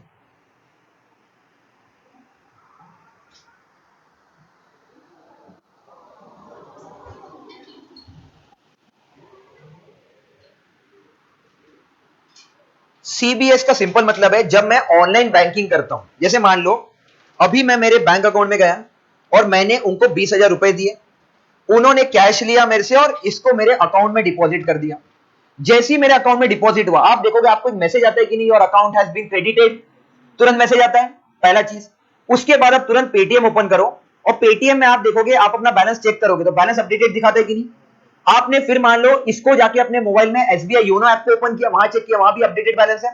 फिर आपने लैपटॉप ओपन किया, लैपटॉप में भी जब ये एसबीआई ऑनलाइन में चेक किया, वहां भी अपडेट दिखाया। आप सोचो, आपने पैसा डिपॉजिट करा बैंक में जाके ऑफलाइन, 5 सेकंड में सब जगह अपडेट हो गया कि नहीं। एक छोटा सा एग्जांपल दूंगा, आप अगर पेटीएम यूज करते होंगे, पेटीएम में आप बैंक का बैलेंस भी चेक कर सकते हो। अगर आपको किसी ने पैसा भेजा और उसने फोन करके बोला पैसा आ गया, आप कुछ मत करो, पेटीएम में ओपन करके जैसे बैलेंस चेक करो, बैलेंस अपडेट हो जाता है। इतना फास्ट हो कैसे रहा है? क्योंकि बैंक एक चीज पे काम करता है जिसको कहा जाता है core banking solution. What is core banking solution? Core banking solution में उन्होंने हर जगह को इतना स्विफ्टली लिंक कर दिया है कि यहां से पैसा कटेगा, यहां अपडेट होगा, यहां से पैसा कटा, यहां अपडेट होगा। एक छोटा सा केस देता हूं, आपके पास अगर 2 बैंक अकाउंट है, आप क्या करना, एक बैंक अकाउंट से खुद को ही ट्रांसफर करना, और अगले ही सेकंड आप देखना आपको 2 मैसेज आएंगे। एक आएगा कि आपके कोटक के बैंक से डेबिट हो गया, और एक आएगा आपके स्टेट बैंक में क्रेडिट हो गया। इतना फास्ट सिस्टम काम कैसे कर रहा है? क्योंकि इन्होंने एक सिस्टम बनाया ई बैंकिंग का, जिसको कहा जाता है core banking solution. Core banking solution का सिंपल मतलब है कि आप जो भी कर रहे हो, तो बैंक्स का एक सर्वर कनेक्टेड है जो यहां से लेके अपडेट वहां तक कर देगा। दूसरा एग्जांपल देता हूं मैं आपको, आपको चाहिए अभी 1 लाख रुपए, आपने फोन किया अपने किसी रिलेटिव को जो दिल्ली में रहते हैं, वो दिल्ली के ब्रांच में गए और दिल्ली में जमा करा। पैसा कहां जमा करा है? दिल्ली में। उन्होंने आपको फोन करके बोला पैसे जमा हो गए। आप अगले ही सेकंड यूपीआई करके देखो पैसे चले जाएंगे कि नहीं आपके अकाउंट से भी। आए अभी और तुरंत चले गए। जैसे मान लो आपको कोई ट्रांजैक्शन करना है, आप किसी दुकान पे हो, दुकान वाले ने बोला 1 लाख का बिल हुआ, आपने फोन किया दिल्ली में किसी को कि भाई 1 लाख रुपए मेरे अकाउंट में डाल दे, वो बोला 10 मिनट दे, वो गया बैंक में, उसने 10,000 1 लाख रुपए डाले, अगले ही सेकंड आपके अकाउंट में आप ट्रांजैक्शन कर लो, 1 लाख रुपए चले गए कि नहीं। इतना फास्ट सिस्टम हुआ कैसे? क्योंकि क्या लिंक्ड है? Core banking solution. Core banking solution में लिखिए, it is a software, it is a software which helps in centralized digital banking and data management.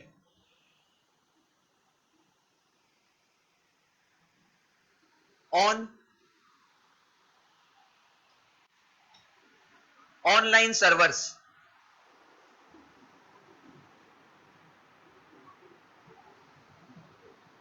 ठीक है, अब मैं आपको दो एकदम इजी क्वेश्चन कराऊंगा। मैं आपको एक चीज और बोल देता हूं, हम जितने भी टॉपिक्स पढ़ रहे हैं सबके पीवाईक्यू करेंगे।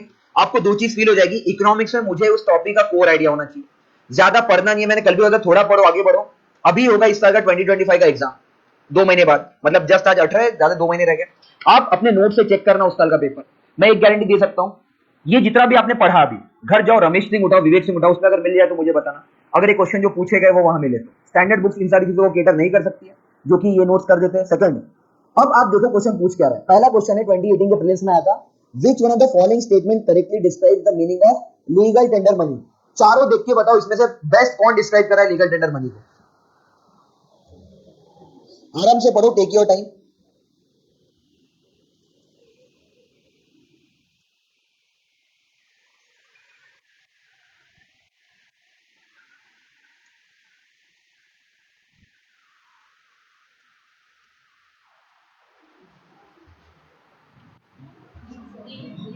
B, B for Bombay. Yes, very good. Answer क्या हो जाएगा? बी। पहला स्टेटमेंट चेक करो, कह रहा है money which is tendered in the courts of law to defray the fee of legal cases. ये सब कुछ बकवास पढ़ा है मैंने आपको अभी तक, लीगल केसेस वगैरह। अगला अगला देखो, the money which a creditor is under compulsion to accept in settlement of his claims. यही देखा था हमने, सेकंड कंडीशन की सामने वाला उसको रिफ्यूज नहीं कर सकता। तीसरा पढ़ो, bank money in the form of cheque, draft, bills of exchange. अरे ये तो अभी पढ़ा रहा हूं, ये तो बैंक मनी होगा कि नहीं। और लीगल टेंडर में पेपर मनी में पढ़ा था, याद आ रहा है। चौथा है metallic money in the circulation in country. ये तो मेटेलिक मनी है ना, ये मेटेलिक मनी है, बैंक मनी है, ये पेपर मनी था सर। और लीगल टेंडर और फिएट मनी हमने किसमें पढ़ा था? Paper money. क्लियर है? देखो पहला क्वेश्चन, तो आंसर इसका हो जाएगा बी। आंसर इसका बी हो जाएगा। अगला क्वेश्चन है एक और शायद। अब देखो उन्होंने एक क्वेश्चन सीबीएस से भी पूछा है, कोर बैंकिंग सॉल्यूशन से। कहां गया क्वेश्चन?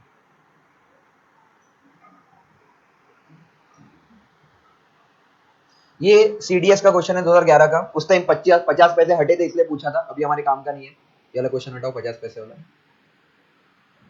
हाँ, 2016 में उन्होंने पूछा what is are the primary objective about core banking solution. फिर से बोलूंगा, शांति से पढ़ो, जितना बताया है उतना ही बताना, अपने मन से। यहां बहुत कुछ लिखा हुआ है, ठीक है? पढ़ो और बताओ मुझे क्या आंसर हो जाएगा। बेकार की बातें भी यहां पे बहुत लिखी हुई है, ढंग से पढ़ो और बताओ ऑब्जेक्टिव क्या होगा।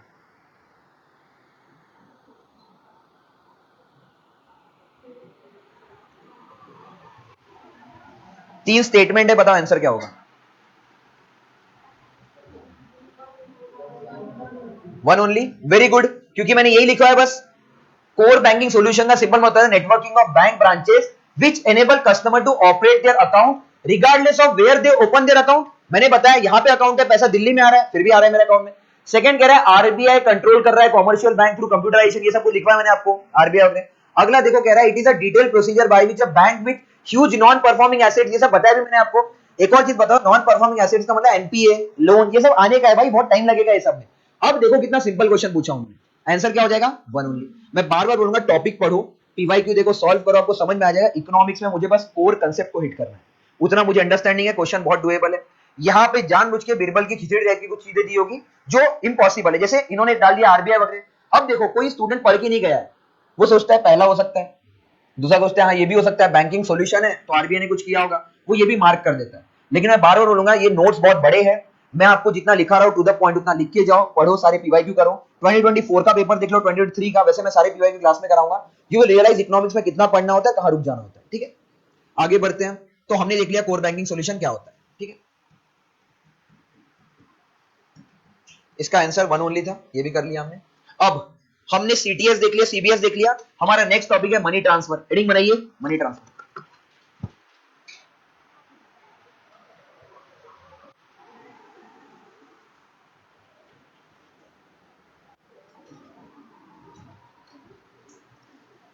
अगर आप इंडिया में हो और आपको पैसा ट्रांसफर करना है, तो पैसा ट्रांसफर करने के लिए आपके पास दो ऑप्शन होता है, या तो आप आरबीआई का एक ऑप्शन यूज करो या एनपीसीआई का ऑप्शन यूज करो।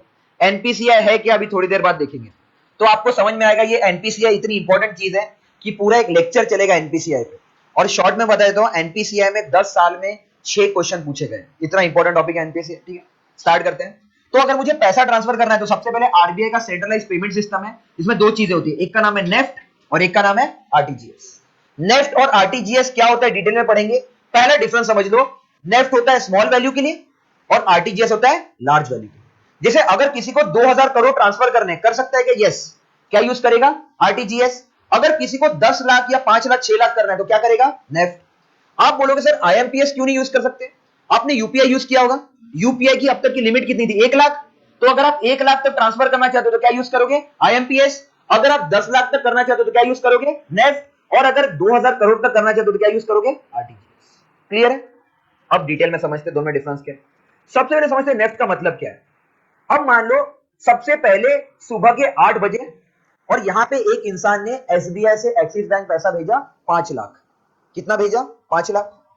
फिर आज 15 हुए और दूसरे कस्टमर ने एसबीआई से एक्सिस कितना भेजा 5 लाख। ये एक हाइपोथेटिकल सिचुएशन है इसलिए दो कस्टमर का नाम दिया है। मुझे एक बात बताओ, पूरे इंडिया में आईसीआईसीआई बैंक में 1 करोड़ लोगों का अकाउंट होगा, हम लोग 150 करोड़ है तो मान के चलते 1 करोड़ का तो होगा आईसीआईसीआई बैंक, और 1 करोड़ का एसबीआई में भी होगा। हर आधे घंटे में कम से कम 500 लोग पैसा यहां से वहां ट्रांसफर करते होंगे, आईसीआईसीआई से एसबीआई 500 लोग तो करते ही होंगे। 1 करोड़ में से 500 लोग रैंडमली आईसीआईसीआई से एसबीआई करेंगे ना, कोई जान पहचान के लोग। तो वही चल रहा है कि एसबीआई से एक्सिस बैंक पैसा जा रहा है, ठीक है। तो एसबीआई से एक्सिस बैंक टोटल कितना पैसा गया 10 लाख, 5 लाख और 5 लाख, यहां तक क्लियर है। आधे घंटे के टाइम में 5 लाख एसबीआई से एक्सिस बैंक गया और फिर से 5 लाख गया, तो आधे घंटे में टोटल कितना लाख गया 10 लाख।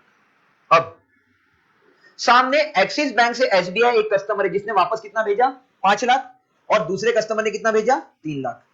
तो मैं ये कह रहा हूं कि एसबीआई से एक्सिस बैंक कितना जाएगा 10 लाख और एक्सिस बैंक से एसबीआई कितना आएगा 8 लाख।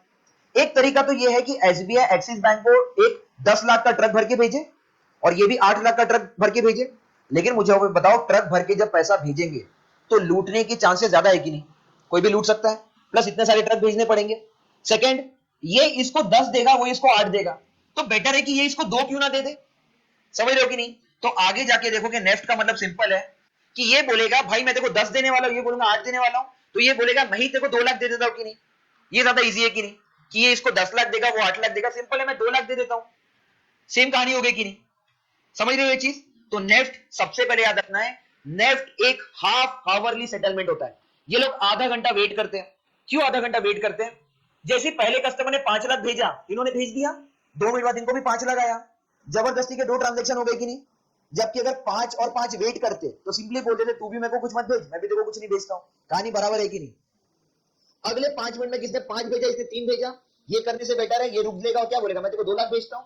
तो नेफ्ट में आपको याद रखना है, नेफ्ट में सबसे पहले आप आधे घंटे का वेट करते हो, आधे घंटे में जितने ट्रांजेक्शन आते हैं उसको टैली करते हो। जैसे आधे घंटे में एसबीआई एक्सिस को 50 लाख भेजेगा और एक्सिस एसबीआई को 40 लाख भेजेगा, तो आधे घंटे बाद डिसाइड करेंगे बेटर है मैं इसको कितना दे दूंगा 10 लाख, क्योंकि ये इसको कितना भेजने वाला था 50 लाख, ये इसको कितना भेजने वाला था 40 लाख। तो आधे घंटे वेट करते हो आप ताकि इक्वेशन नैरो हो जाए, शॉर्ट हो जाए। कुछ लोग यहां पैसा भेज रहे हैं, कुछ लोग यहां पैसा भेज रहे हैं, तो तुरंत भेजने से अच्छा वेट करो, फाइनली कैलकुलेट कर लो और उसने आधे घंटे बाद भेज दो, फिर अगले आधे घंटे का साइकिल स्टार्ट होगा। क्लियर है।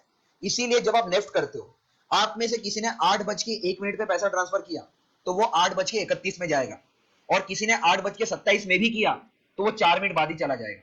क्लियर है। पेमेंट कभी भी करो, ये अगर आपका इस टाइमिंग के अंदर है, मान लो किसी ने 8 बजे पेमेंट किया, आधा घंटा वेट करना है, किसी ने 20 मिनट बाद पेमेंट किया तो 10 मिनट ही वेट करना है, ठीक है। आधे घंटे में सारे ट्रांजैक्शन को डील कर देते हैं। क्लियर है। पहला डिफरेंस नेफ्ट में, नेफ्ट में आपको वेट करना होता है आधे घंटे के साइकिल का। क्लियर है।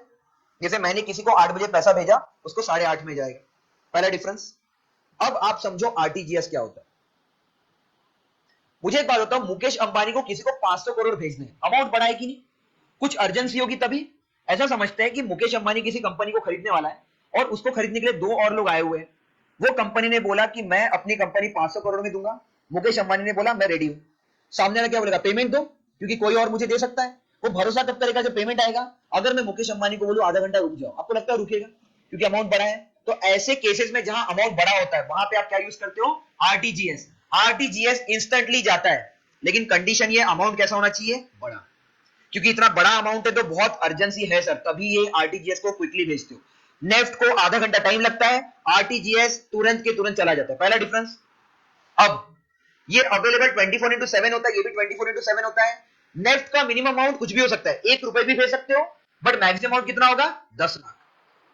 आरटीजीएस करने के लिए मिनिमम अमाउंट कितना चाहिए? 2 लाख। अगर आप किसी को 1 लाख भेजना चाहते हो तो नेफ्ट होगा, यूपीआई होगा, बट आरटीजीएस नहीं होगा। आरटीजीएस की पहली कंडीशन है कि 2 लाख होना चाहिए और मैक्सिमम कितना हो सकता है? 2000 करोड़। तो नेफ्ट और आरटीजीएस में दो डिफरेंस है सर। आरटीजीएस में अमाउंट बड़ा चाहिए, नेफ्ट में अमाउंट छोटा चाहिए। आरटीजीएस इंस्टेंट होगा, नेफ्ट को लगेगा टाइम। क्लियर है? ये दोनों को मैनेज कौन करता है? आरबीआई। क्लियर है? मनी ट्रांसफर में सबसे पहली चीज लिखिए, लिखिए in India RBI offers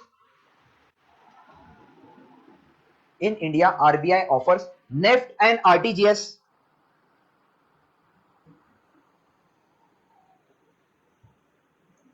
services, whereas NPCI offers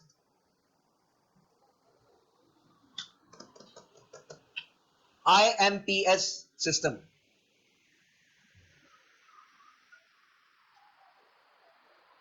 सबसे पहला लिखिए नेफ्ट। नेफ्ट क्या होता है?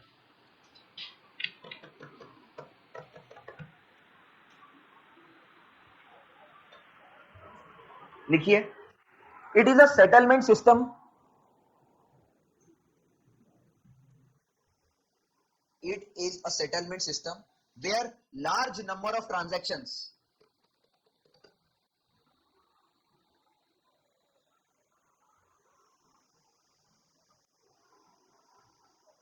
are accumulated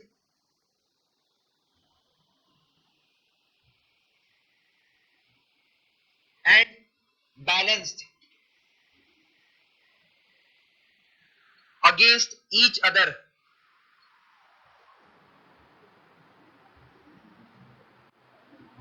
at the end of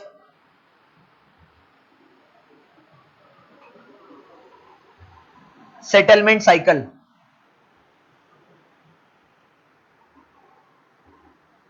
bracket में लिखो 30 minutes.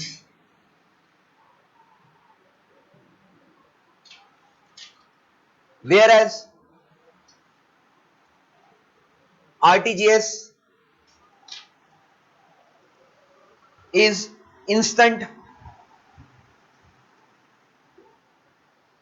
money transfer.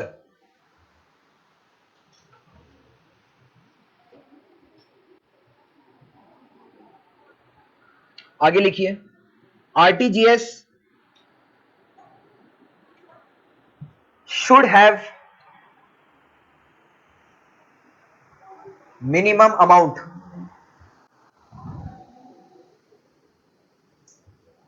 of 2 lakhs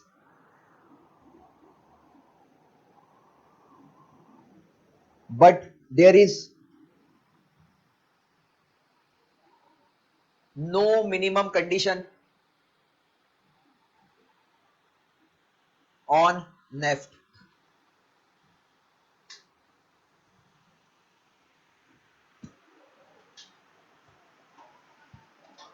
ठीक है, हमने देख लिया नेफ्ट क्या होता है, आरटीजीएस क्या होता है। अब हमें देखना है आईएमपीएस होता क्या है। तो सबसे पहले याद रखना है, आप जो यूपीआई यूज कर रहे हो ये यूपीआई इसी आईएमपीएस पे बेस्ड है और ये सर्विसेज आपको ऑफर करते हैं कुछ prepaid payment instrument. Prepaid payment instrument के मैं नाम बता दूं, फोन पे, पेटीएम, अमेजॉन पे, गूगल पे, इन सबको प्रीपेड पेमेंट इंस्ट्रूमेंट कहा जाता है। काम कैसे करता है? सबसे पहले कस्टमर है, इसने सामान खरीदा, अब इसको पेमेंट करना है। इसने ओपन किया अपना फोन पे और फोन पे ओपन करने के बाद इसने इसका क्यूआर कोड को स्कैन किया। जैसे क्यूआर कोड को स्कैन किया, ये क्यूआर कोड इसको कनेक्ट कर देगा एनपीसीआई के एक प्लेटफॉर्म है जिसका नाम है स्विच। आप क्या करते हो, ये शॉपकीपर के पास गई, इसने क्यूआर कोड को स्कैन किया फोन पे को यूज करके। जैसे क्यूआर कोड को स्कैन किया और इसने अपना वो डाला, यूपीआई पिन डाला। यूपीआई पिन डालते ही ये एनपीसीआई स्विच को कनेक्ट कर देगा और ये ढूंढेगा कि किसका अकाउंट है। अचानक से इसको पता चलेगा इसका अकाउंट है, तुरंत इसको कनेक्ट कर देगा। अब एक चीज देखो, जैसे ही इसने अपना अकाउंट ओपन किया था, थर्ड स्टेप पे क्या ओपन हो गया? CBS core banking solution. जैसे ही इसने फोन पे से पेमेंट किया, यूपीआई पिन डाला, आप देखोगे अचानक से इसको मैसेज आएगा your account has been debited. ये किसने भेजा? इसके आईसीआईसीआई बैंक के सीबीएस ने। तुरंत एनपीसीआई स्विच को कनेक्ट हुआ, उसने बोला ये इसका अकाउंट है, इसके इसमें पैसा जाएगा और तुरंत इसको भी मैसेज आएगा कि your account has been credited. तभी वो पीछे से बचता है पेटीएम पे 10 रुपए प्राप्त हुए, सुना होगा आपने, वो चिल्लाती है कि नहीं वो, क्योंकि वो क्या इन्फॉर्म कर रहा है, सीबीएस वाला उसको बता रहा है कि बेटा पैसे मिल गए, जैसी पेमेंट मिल जाएगी ये दुकानदार बोलेगा आप निकल, तो ये इंसान चला जाएगा सामान लेके। क्लियर है? इस टाइप से ट्रांजैक्शन पूरी तरीके से काम करता है। यहाँ आपको याद रखना है, यहाँ आरबीआई का कोई भी रोल नहीं है, किसका रोल है, एनपीसीआई, और एनपीसीआई की भी किसका, स्विच। एनपीसीआई स्विच काम कैसे करता है, आपने ओपन किया, आपके सीबीएस को कनेक्ट किया, पैसे कटे, इसको पैसे गए, इसके सीबीएस में क्रेडिट हुआ, ये बोलेगा पैसे मिल गए, आप अपने घर आ जाते। क्लियर है? ये होता है आईएमपीएस। हेडिंग लिखिए IMPS.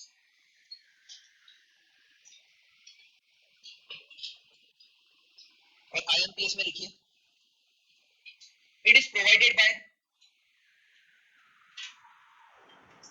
is provided by prepaid payment instruments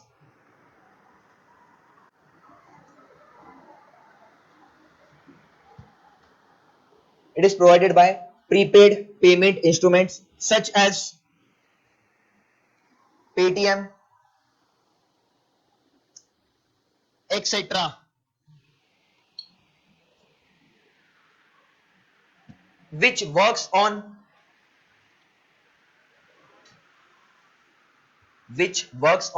NPCI switch, which works on NPCI switch system.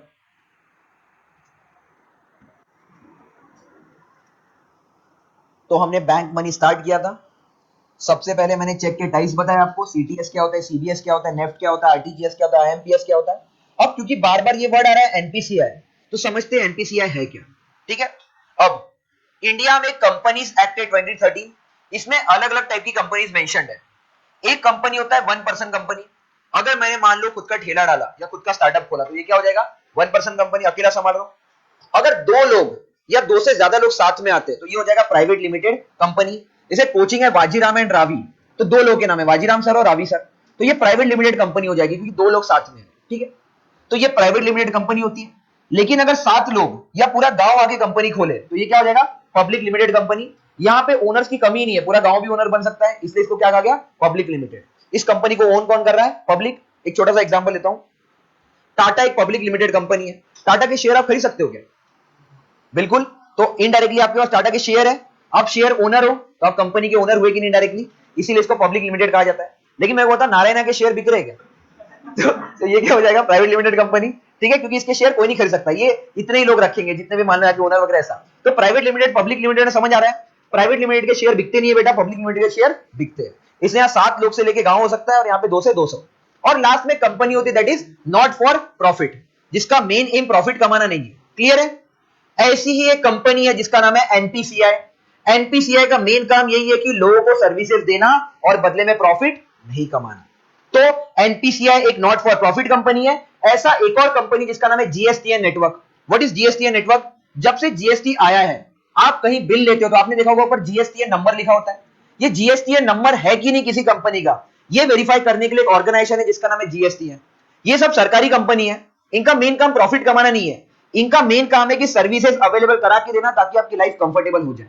तो पहली चीज आपको क्या याद रखनी है कि NPCI is a type of not for profit company. Clear है? हेडिंग बनाओ एनपीसीआई। एनपीसीआई हेडिंग बनाओ और लिखो it was formed under companies act 2013।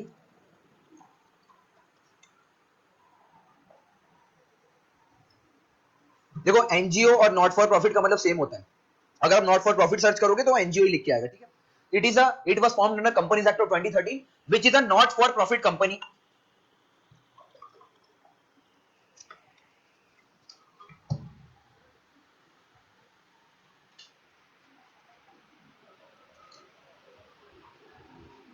ठीक है, अगला फैक्ट आपको याद रखना है, ओरिजिनली इसको 10 बैंक ने मिलकर सेटअप किया था। 10 बैंक के नाम याद रखने की जरूरत नहीं है, आपको याद रखना है ओरिजिनली इसमें 10 बैंक थे, लेकिन राइट नाउ इसमें 19 नए शेयर होल्डर है, जिसमें अमेजॉन भी है, फोन पे भी और पेटीएम भी है। यानी अब इसमें बैंक्स भी है और नॉन बैंक्स भी है कि नहीं।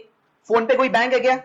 तो इसमें याद रखना है अभी इसकी ओनरशिप बैंक के पास भी और नॉन बैंक्स के पास भी है। अगली लाइन लिखो, it is owned by It is owned by banks and non-banks.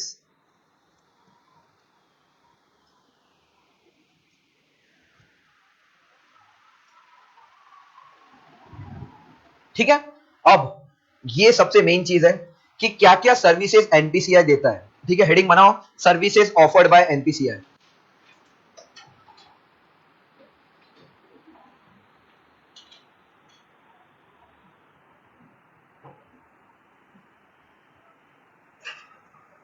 सबसे पहला है सीटीएस। अभी अभी पढ़ा था कि नहीं हमने सीटीएस? सीटीएस क्या था? Cheque truncation system. इसको लॉन्च करने वाला कौन है? एनपीसीआई। पहला लिखो सीटीएस। ये याद रखना है, मैं दिखाता हूं कैसे बेसिक क्वेश्चन पूछे उन्होंने, बहुत इजी से क्वेश्चन पूछे इस टॉपिक से एनपीसीआई से। तो याद रखना है सीटीएस कौन लेके आया था? एनपीसीआई। अब सीटीएस डिटेल में लिखवाऊंगा नहीं क्योंकि पहले लिखवा दिया है। सेकंड लिखो एईपीएस, क्या होता है समझाता हूं। सेकंड लिखो एईपीएस। एईपीएस का सिंपल मतलब है बेटा आधार एनेबल्ड पेमेंट सिस्टम। ठीक है, what is Aadhaar enabled payment system अभी देखते हैं। इंडिया में गवर्नमेंट को सब्सिडी देना था लोगों को, बट सब्सिडी सबको हम नहीं दे सकते। सब्सिडी देते टाइम हम ये देखते थे कि कौन क्वालिफाई कर रहा है और कौन नहीं। तो मान के चलो कि एलपीजी सब्सिडी मुझे देना है। अब एलपीजी सब्सिडी मैं गरीबों को दूंगा जनरली। अब पता कैसे चलेगा कौन गरीब है कौन अमीर? क्योंकि बैंक अकाउंट सबने दे दिया। लेकिन इंडिया में ना बेटा एक सेंसस होता है जो ये आइडेंटिफाई करता है कि कौन सोशियो इकोनॉमिकली बैकवर्ड है। जैसे आप जब उज्ज्वला योजना देखोगे गैस सिलेंडर वाला, वो क्लियरली लिखता है it will be only available for people belonging to socio economically backward classes, ऐसे लोगों को मिलता है। तो अब इसका डेटा ना आधार कार्ड से सीडेड होता है। ठीक है, अब देखो मोदी जी ने क्या किया, आधार कार्ड को किससे लिंक कर दिया? बैंक अकाउंट से। जब आप कोई भी स्कीम अप्लाई करते हो सबसे पहले आपसे आधार कार्ड मांगते हैं कि नहीं? पहला मैं आपको एग्जांपल बता, अभी लाड़की बहन योजना आया था।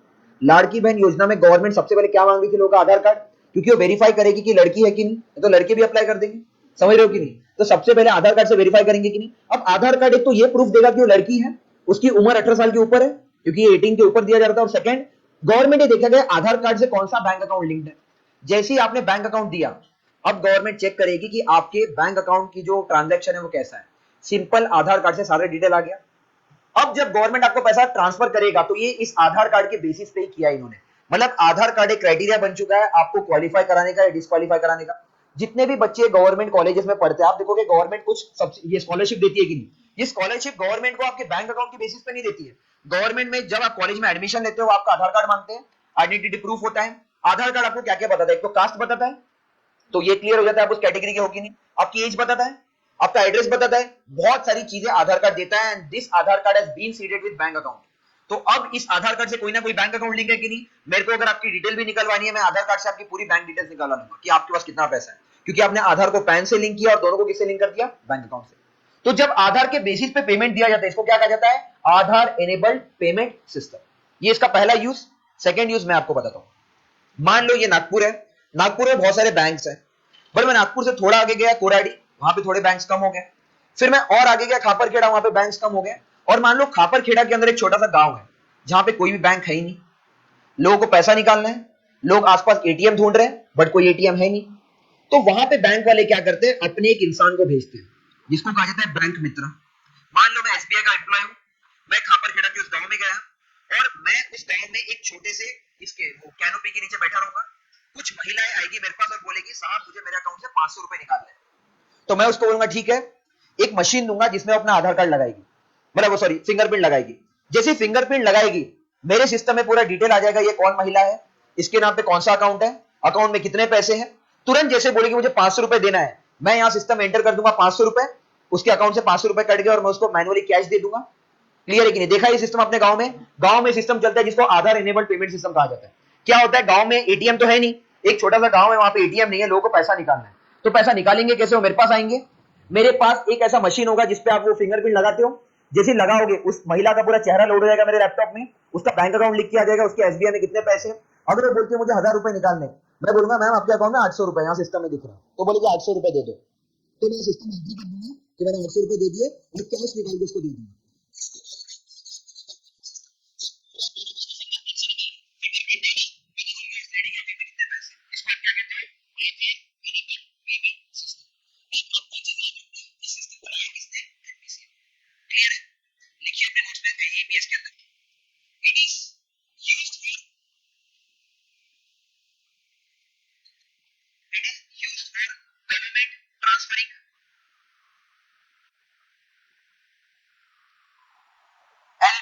सब्सिडी। अच्छा मुझे एक बात बताओ, एलपीजी पे सब्सिडी अभी मिल रही है कि बहुत पहले से मिल रही है? अरे पहले से मतलब कितने सालों से, मतलब मान लो 5-10 साल से मिल रही होगी। ऐसा तो नहीं है कि जिस दिन से 1980 से ही मिल रहा है, लेकिन उस टाइम पे लोगों ने अगर ये एलपीजी सिलेंडर लिया होगा तो कुछ प्रूफ देके लिया होगा, एड्रेस प्रूफ, वोटर कार्ड। तब तो आधार कार्ड भी नहीं आया था। तो पहले आधार कार्ड आया, तो गवर्नमेंट ने बोला अपने एलपीजी से किसको लिंक कर दो, आधार कार्ड से। फिर गवर्नमेंट को लगा आपको सब्सिडी देनी है, तो सब्सिडी का सोल आधार कार्ड बन गया आधार कार्ड। क्लियर है? कोई भी स्कीम लेने जाओ इंडिया में एक डॉक्यूमेंट है आधार कार्ड, जो बहुत इंपॉर्टेंट है। मेरे को एक बात बताओ, क्या आधार कार्ड को मैं एक वैलिड डॉक्यूमेंट मान सकता हूं? सुप्रीम कोर्ट का स्टेटमेंट है sir, Aadhaar card is not a valid document in India. ना इमेजिन। और यही आधार कार्ड के दम पे हम कूदते रहते हैं। ये आधार कार्ड को सुप्रीम कोर्ट कह रहा है कि आधार कार्ड सबसे ज्यादा मिसयूज होने वाला डॉक्यूमेंट है। मैं आपको छोटा सा एग्जांपल बताता हूं। मेरे पास एक आधार कार्ड है, जो मेरा ओरिजिनल आधार कार्ड है। इसमें मेरा ओरिजिनल एड्रेस होगा, पहला वाला। फोटो होगी मेरी। मैं गया और मैंने आधार कार्ड में एड्रेस चेंज कराया। चेंज कराने के बाद नया आधार कार्ड मिलेगा कि नहीं मेरे को? मेरे पास पुराना वाला भी है कि नहीं? नंबर दोनों पे सेम है। मैं गया कहीं पे आधार कार्ड देने, नंबर चेक करते वो लोग, एड्रेस तो बदल दिया मैंने, एड्रेस वो पुराना ही लेते हैं कि नहीं? समझ रहे हो मैं क्या कह रहा हूं? अरे आपने एक आधार कार्ड बनाया बाबा आलम जमाने में, वो आपको मिला होगा ऐसा, जिसमें आपकी बहुत अच्छी फोटो होगी, वो ऐसी, वो आपने रखी होगी अपने पास। अभी गवर्नमेंट ने बोला आधार कार्ड अपडेट कराओ, मान लो आप शिफ्ट हो गए, आपने आधार कार्ड बनाया था, मान लो पुणे में, आप आ गए नागपुर, और नागपुर में आपने घर लिया और आपने एड्रेस अपडेट कराया। आपके पास पुराना वाला आधार कार्ड है, इस पे पुणे का एड्रेस है। आपने एक नया वाला बनाया, जब आप नया वाला बनाते हो ना, तो उसको लैमिनेट करा सकते हैं कि नहीं, डाउनलोड करके? करा सकते हैं। ऐसा थोड़ी है कि नया डाउनलोड करो तो पुराने वाले में ऑटोमेटिकली सारा एड्रेस बदल जाएगा घर बैठे बैठे, ऐसा तो नहीं होगा। पुराना है कि नहीं मेरे पास? लोग वो नया वाला साइड में रखते हैं, पुराना वाला लेके घूमते हैं। पुलिस ने मेरे को पकड़ा, मैंने बोला देखो मैं पुणे में रहता हूँ, पुलिस को मैंने मामा बना दिया, क्योंकि गवर्नमेंट के खुद के डॉक्यूमेंट फ्लॉ है सर। गवर्नमेंट को सबसे पहले जब कोई नया आधार कार्ड बनवाता है ना, अपडेट कराता है ना, उसको बोलना चाहिए पुराना लेके और सरेंडर कराओ। क्योंकि आधे से ज्यादा लोग पुराना फर्जी आधार कार्ड लेके घूम रहे सर। सारी चीजें अपडेट करा दी मैंने, फोटो अपडेट करा दी, मैं उसमें बालक बाल गोपाल जो था वैसा फोटो है मेरी, छोटा भीम टाइप। और भाई देखो मैं कितना बड़ा हो गया, मेरी फोटो अपडेट हो गई कि नहीं? मान लो किसको चश्मा नहीं है, टकला हो गया, सारी फोटो चेंज हो गई। अब कौन किससे पकड़ेगा भाई पुराने आधार कार्ड से? तो इसीलिए आपको याद रखना, ये सिस्टम अपने आप में फ्लॉड है, बट गवर्नमेंट मान के चल रही है। ठीक है, क्या लिखा था आपने last word? Subsidy, subsidy and MG NREGA payments, and MG NREGA payments. MG NREGA है क्या? Mahatma Gandhi national rural employment generation. ठीक है, अब देखो इसमें भी क्या प्रॉब्लम था। एमजी नरेगा में क्या होता है कि आपको 100 दिन का काम मिलता है, वैसे मैं आपको डिटेल में पढ़ाऊंगा। आपको 100 दिन का काम मिलता है और आपको पेमेंट लेना है ना, तो आपको अंगूठा मारना पड़ता है। मुझे एक बात बताओ, एमजी नरेगा लोग जो है वर्कर क्लास है, वो दिन भर फावड़ा वगैरह यूज कर रहे हैं, उनके फिंगरप्रिंट हैम्पर होंगे कि नहीं? सर मैं आपको गूगल पे दिखा सकता हूं, जितने एमजी नरेगा के पेमेंट्स के यूजर होते थे, वर्कर होते थे, इनको पेमेंट मिलता ही नहीं था, क्योंकि फिंगरप्रिंट मैच ही नहीं होता था। तो गवर्नमेंट ने बोला हम आईडीस यूज करेंगे, यानी आंखों को यूज करेंगे। अब प्रॉब्लम क्या हुआ, गुजरात में इंडिया का सबसे ज्यादा सॉल्ट बनता है, और जो सॉल्ट फील्ड होता है ना, उसमें वो लोग सॉल्ट से पानी हटाते हैं, तो पूरा व्हाइट होता है salt field.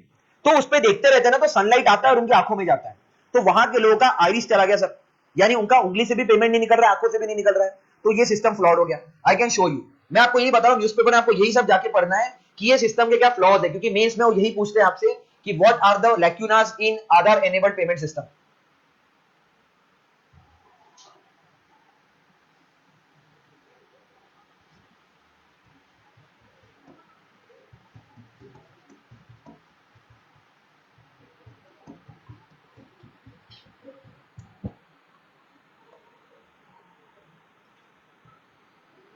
C, biometric failure hurdle to MG NREGA wages. Sir the Hindu का आर्टिकल है, आप देख सकते हो 24 नवंबर 2020 का।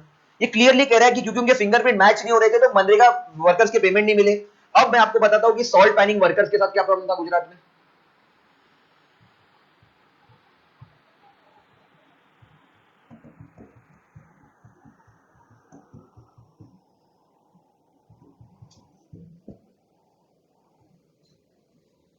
See, pinching reality of salt pan workers who toil without loose, safe drinking water and shade in Tamil Nadu, 19 अप्रैल 2024 की अभी की न्यूज है। ये भी आप देख सकते हो, इन सारे लोगों की यही प्रॉब्लम है कि इनके लिए आधार कार्ड का फिंगर भी काम नहीं कर रहा है और आइरिस भी काम नहीं कर रहा है, सबका पेमेंट स्ट्रक है sir.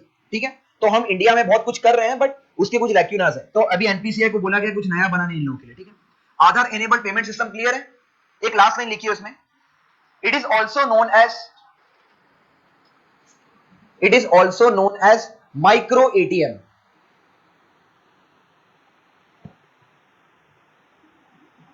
It is also known as micro ATM. आप बोलोगे सर माइक्रो एटीएम है क्या? थोड़ी देर पहले मैंने आपको क्या बताया कि गांव में अगर एटीएम नहीं है तो हम लोग इन्हीं लोगों को भेजते हैं पैसा निकालने के लिए। नाउ मैं आपको दिखा देता हूं माइक्रो एटीएम होता क्या। हाँ देखो, माइक्रो एटीएम का मतलब देशी जुगाड़। हमारे इंडिया में क्या होता है, हम देशी जुगाड़ ही लेते हैं। सबसे पहले एक पर्सन है, इसके पास एक मशीन होगी, ये महिला आएगी पैसा निकालने, ये उसने पहले उससे क्या मांगा, आधार कार्ड। आधार कार्ड मांगती ही चेक करेगा सिस्टम में, अंगूठा लगाएगा और आधार इनेबल्ड फिंगरप्रिंट है कि नहीं, इसीलिए देखो यहाँ पे क्या लिखा है, एईपीएस, आधार इनेबल्ड पेमेंट सिस्टम। ये महिला जिस गांव में रहती है वहां कोई बैंक है ही नहीं सर, वहां कोई एटीएम है ही नहीं, फिर भी ये पैसा निकाल पा रही है क्योंकि यहाँ पे एक माइक्रो एटीएम है। और इस पर्सन को क्या कहा जाता है, बैंक मित्र, क्योंकि बैंक की तरफ से आया है।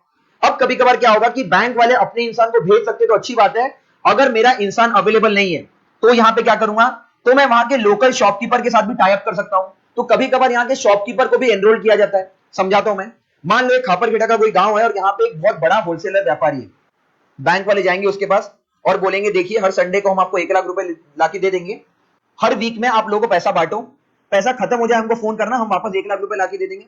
इससे फायदा क्या होगा कि मेरा इंसान डेली नहीं जाएगा वहां पे, मेरा इंसान अपने ऑफिस में ही है। सेकंड, ये शॉपकीपर वहां के लोकल लोगों को भी जानता है अच्छे से, तो वहां के लोग अच्छे से बात कर सकते हैं, इससे अच्छे से ट्रांजेक्शन कर सकते हैं। आप बोलोगे शॉपकीपर काम क्यों करेगा मेरे लिए, क्योंकि बैंक वाले इसको कमीशन देंगे बेटा। क्या देंगे, कमीशन। बैंक वालों को पैसा कहां से मिलेगा, अरे जाहिर सी बात है कोई कस्टमर मेरे इसमें जमा कर रहा है, मैं इसको लोन में दूंगा, लोन पे मुझे क्या मिलेगा, इंटरेस्ट, तो मैं इसको भी क्या दूंगा बदले में, कमीशन। क्लियर है। तो इस सिस्टम को क्या कहा जाता है, माइक्रो एटीएम, वो इसी पे रन होता है। क्योंकि ये नीचे दिया हुआ था, मैं आपको स्क्रॉल करके लेके आया, हम फ्यूचर में इसको पढ़ेंगे माइक्रो एटीएम क्या होता है। ठीक है, आपने लिख लिया it acts as a micro ATM. Clear है, माइक्रो एटीएम क्या होता है, ये सब एईपीएस पे काम करता है, आधार इनेबल्ड पेमेंट सिस्टम पे। वन लाइन में याद रखना है, इन दोनों को निकाला था एनपीसीआई ने, सीटीएस को भी और एईपीएस को भी। हाँ, इन्हीं दोनों चीजों से, गवर्नमेंट सब्सिडीज के लिए, गवर्नमेंट स्कीम्स के लिए और पैसा निकालने के लिए। अगर आप में से किसी को ट्राई करना है, आप किसी ना एलपीजी शॉप पे या कहीं पे जाओ और या किसी ऐसी दुकान पे और आप बोलो कि आपको अपना केवाईसी अपडेट करना है, आप देखना आपको एक ऐसा देंगे वो स्कैनर टाइप का मशीन, जैसे ही दबाओगे आपकी फिंगरप्रिंट दबते ही आपके लैपटॉप में पूरा, उसके लैपटॉप में पूरा डिटेल लोड जाएगा, आपका नाम, आपका आधार कार्ड का डिटेल, आपका एड्रेस, सब कुछ। इमेजिन करो फिंगरप्रिंट को इस तरीके से सीड किया उन्होंने। दैट इज वाई ये कहा जाता है कि क्रिमिनल्स के फिंगरप्रिंट मिल गए अभी तो बहुत आसान हो गया पकड़ना, बिकॉज उसके फिंगरप्रिंट से आप आधार कार्ड, पैन कार्ड, उसका लास्ट एड्रेस सब निकाल सकते हो। ठीक है, ये जितने भी कंपनीज केवाईसी कर रही है बैंकिंग वगैरह, वो कुछ नहीं करते। बैंक में जाओगे, आप बोलोगे मुझे केवाईसी कराना है, बैंक वाला आपको देगा, उस पर दबाओ, आपकी पूरी डिटेल्स आ जाएगी। तीसरा लिखो इसके अंदर, एनएफएस। एनएफएस होता क्या है, इंडिया में अलग अलग एटीएम है कि नहीं। अब एक एग्जांपल लो, मान लो एक एसबीआई का एटीएम है, आपके पास एसबीआई का कार्ड है, अब एसबीआई के कार्ड से एसबीआई के एटीएम में पैसा निकालने गए, पैसा निकलेगा कि नहीं, निकलेगा। अब दूसरा केस समझते हैं, आपके पास आईसीआईसीआई बैंक का कार्ड है और आप एसबीआई के एटीएम में गए पैसे निकालने, अब पैसा निकलेगा क्या, अब भी निकलेगा कि नहीं। इमेजिन करो कार्ड किसका, आईसीआईसीआई का, एटीएम किसका है, एसबीआई का। तो आईसीआईसीआई बैंक वाला कार्ड एसबीआई वाला कैसे एक्सेप्ट कर रहा है, बिकॉज इन सभी एटीएम्स को मैंने लिंक कर दिया है, और जिस चीज से लिंक किया इसको क्या कहा जाता है, एनएफएस, नेशनल फाइनेंशियल स्विच। इसको भी किसने बनाया है, एनपीसीआई ने। आपके पास अगर एक आईसीआईसीआई बैंक का कार्ड है, आप उसको किसी दूसरे बैंक के एटीएम में लेके जाओ, वो एग्जैक्टली उतना बैलेंस शो कर देगा, जबकि किसी दूसरे बैंक का एटीएम है, उसको कैसे पता, बिकॉज सभी एटीएम को मैंने कनेक्ट कर दिया इंडिया, और ये काम किसने किया है, एनपीसीआई ने। तीसरा लिखो, एनएफएस। पहला था सीटीएस, दूसरा है एईपीएस, तीसरा है एनएफएस, नीड फॉर स्पीड। ठीक है, एनएफएस में लिखो, it connects all the ATM branches of country।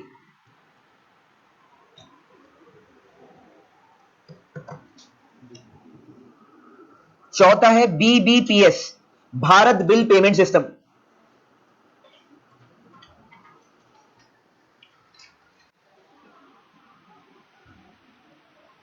समझते हैं बीबीपीएस क्या है। पहले अगर आपको इलेक्ट्रिसिटी बिल भरना होता था तो आपको इलेक्ट्रिसिटी के ऑफिस में जाना होता था, आपको गैस सिलेंडर बुक करना है तो आपको गैस सिलेंडर की एजेंसी में जाना होता था, अगर आपको रिचार्ज करना है तो रिचार्ज के शॉप पे जाना होता था, जहां वो टोकन देते थे, आपको याद होगा, फिर उसको वो करते थे हम, फिर रिचार्ज होता था। आज से 200 साल पहले की बात कर रहा हूं मैं, ठीक है वो तो, ठीक है।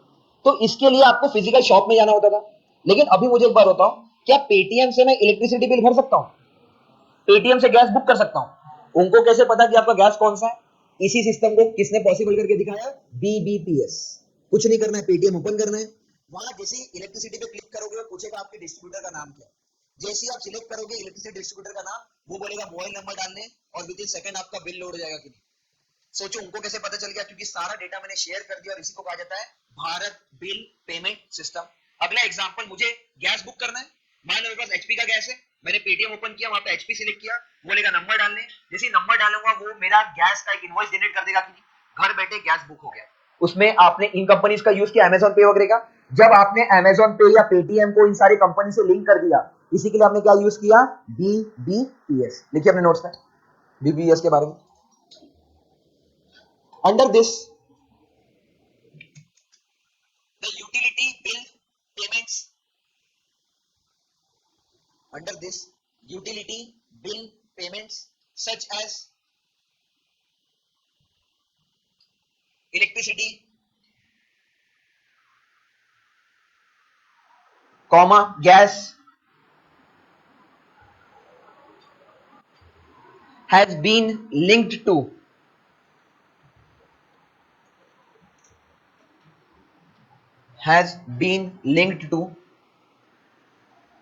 payment companies।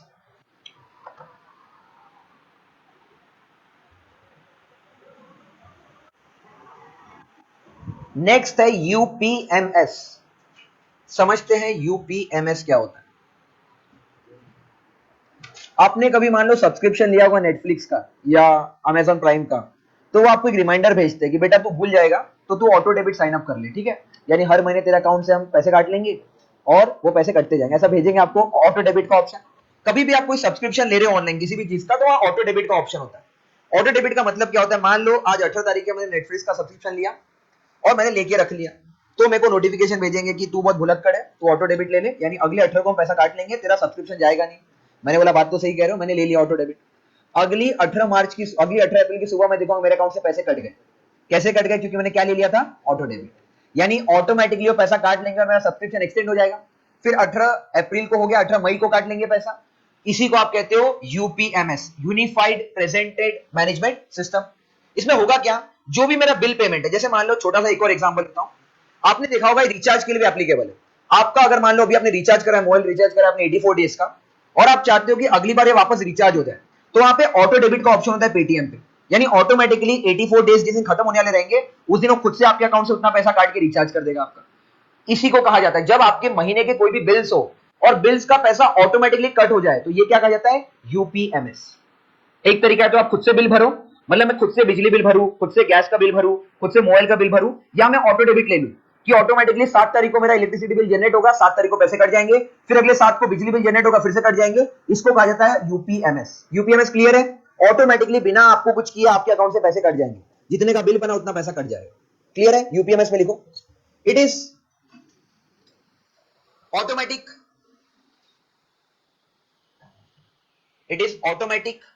Debit system for monthly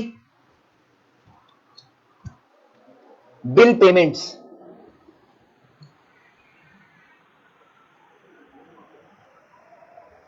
और लास्ट में जो ये लेके आए दैट इज नैश। अगला लिखो, नैश।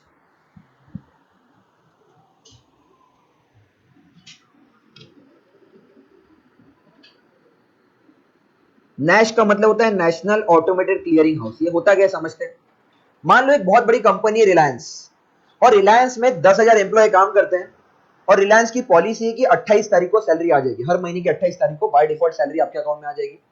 तो एक तरीका तो ये है कि वहां का जो फाइनेंशियल मैनेजर है वो 28 तारीख की सुबह खोले और 10,000 लोगों का अकाउंट नंबर डालते रहे। वो 500-600 लोगों के बाद थक जाएगा कि नहीं। मैं आपको बोलता हूं आपको 10,000 लोगों को पैसा भेजना है, एक एक करके अकाउंट डिटेल डालोगे तो पॉसिबल है क्या, ये 10,000 लोगों को भेजना नहीं, 3-4 दिन लग जाएंगे। दूसरा बेटा तरीका क्या होता है, आप क्या कर लो, नैश। व्हाट इज नैश, मान लो आज मैंने कंपनी स्टार्ट की और आज से आप लोग ज्वाइन होना स्टार्ट हुए, तो मेरे पास एक एक्सेल शीट होता है, उसमें मैं आपका अकाउंट नंबर डाल दूंगा, ये ऑटो फीड है।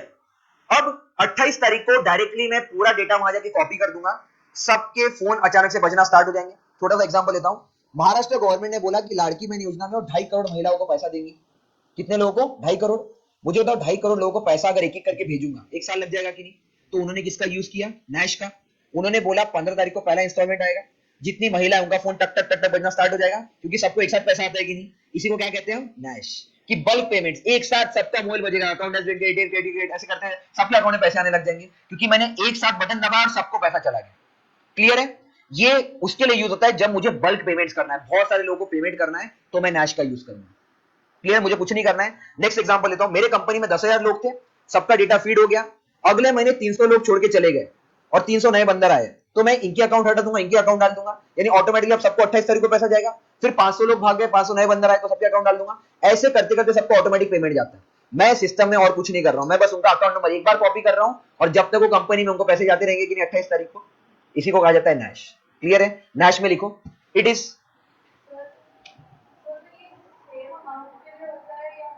Same amount. जैसे इसमें भी मैं फनल डाल देता हूं। फॉर एग्जांपल मेरे कंपनी में एक पोजीशन है कि मान लो ऑटोमोबाइल इंजीनियर्स की, तो उसमें मैं क्या करूंगा, एक मैनेजर ग्रेड है, तो उनका एक पे स्केल होगा, वो डाल दूंगा।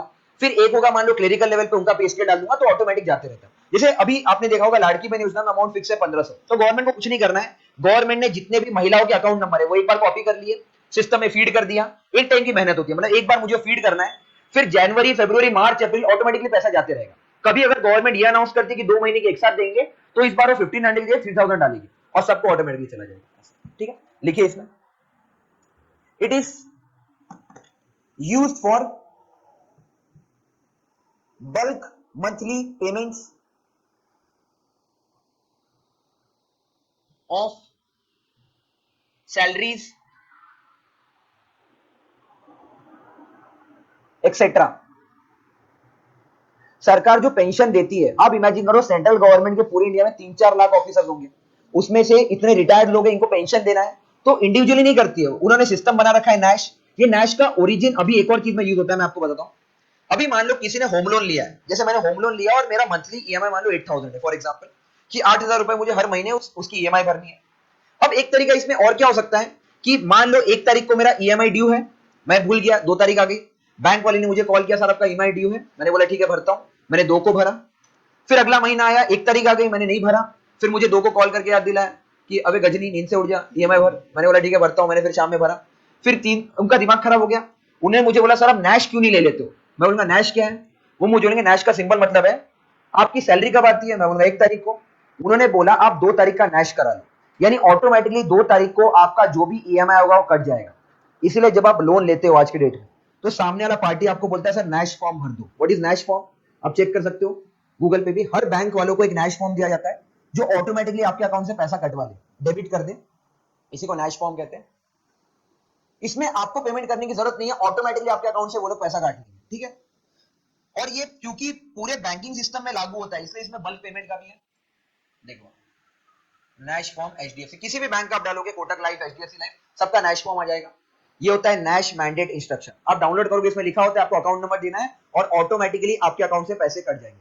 ऑटो डेबिट सुविधा को एक्टिव करने के लिए अनुरोध, जो भी लिखा हुआ है, ठीक है, तो ये ऑटो डेबिट के लिए होता है। ठीक है, नैश मैंडेट समझ गए। नैश के 2 पर्पस होते हैं, एक तो बल्क पेमेंट्स और ऑटो डेबिट। क्लियर है, लास्ट लाइन लिख लो नैश में, it is also use for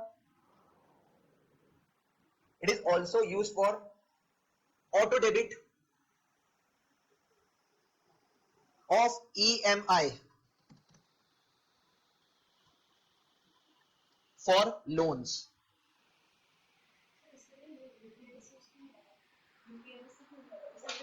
हाँ उसमें भी हो रहा है, बट यूपीएमएस में हमने क्या किया ना, सिर्फ ये जो यूटिलिटी बिल पेमेंट्स है, मंथली बिल पेमेंट्स है, उनके लिए किया। जैसे मान लीजिए मेरा ग्रोसरीज का है कुछ ऐसा आउटस्टैंडिंग, इलेक्ट्रिसिटी का है, अभी बैंकिंग्स का ईएमआई का उन्होंने ऐसा कुछ दिया ही नहीं है। जैसे पेटीएम में आप ईएमआई भी भर सकते हो, ऐसा कोई ऑप्शन दैट इज, जब वो भी आ जाएगा तो हम उसको भी लिंक कर देंगे फिर यूपीआई। तो हमने एनपीसीआई का यूपीआई, और एक और लास्ट चीज 7वां लिख लो, इन्होंने यूपीआई भी निकाला है। कितने हो गए थे, 6 हो गए थे ना, 7 लिखो यूपीआई। यूपीआई भी यही एनपीसीआई लेके आए।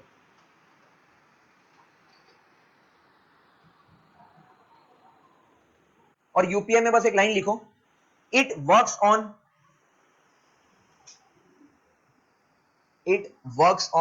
IMPS technology.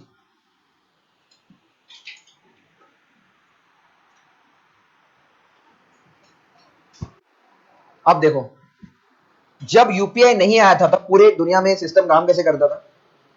2015 में एक कंपनी का जन्म हुआ जिसका नाम था पेटीएम। तो पेटीएम जब नया नया आया था तो आपको पेटीएम यूज करना था, तो एक कंडीशन थी, आपको पहले पेटीएम वॉलेट में पैसा अपलोड करना पड़ता। जैसे ही आप पेटीएम वॉलेट में पैसा डालते उसके बाद ही आप यूज कर सकते। जैसे पेटीएम आपको रिचार्ज करवाता था, मूवीज दिखाता था, या फिर मान लो अगर मुझे बस की टिकट्स बुक करनी है, रेलवे टिकट्स बुक करनी है, तो पेटीएम से डायरेक्टली आप नहीं कर सकते थे। पहले आपको क्या करना है, पेटीएम में लॉग इन करना है, वो फिर आपको बोलता है क्या बुक करना है। आपने जैसे सिलेक्ट किया कि आपको मूवीज देखनी है, तो वहां मूवीज का एक ऑप्शन आप सिलेक्ट करोगे, सीट सिलेक्ट करोगे। जब पेमेंट का पेज आएगा तो बोलेगा sorry there is insufficient balance in your Paytm wallet. तो आपको जाना पड़ता था पेटीएम वॉलेट में अपलोड करना, जैसे 500 रुपीज। फिर वो पेमेंट का पेज आएगा, वहां पे पेटीएम वॉलेट का एक ऑप्शन होता था, जैसे इस पे टिक करोगे पैसे कट जाएंगे और आपके वॉलेट से पैसे चले गए, टिकट हो गई बुक। ठीक है, अब मुझे एक बात बताओ, मैं आपको कह रहा हूं कि अगर आपको पेटीएम यूज करना है तो पहले पैसा वॉलेट में अपडेट करना होगा।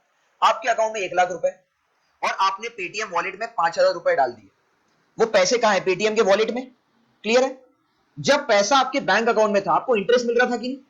आपने सुना होगा जब आप बैंक में अकाउंट खोलते हो आपको इंटरेस्ट मिलता है, बहुत कम मिलता है, 2% 3% पर मिलता है, कोई भी बैंक में अकाउंट खोल लो। जब मैंने इस पैसे को पेटीएम वॉलेट में डाल दिया, अब मेरे को इंटरेस्ट मिलेगा क्या उस पर?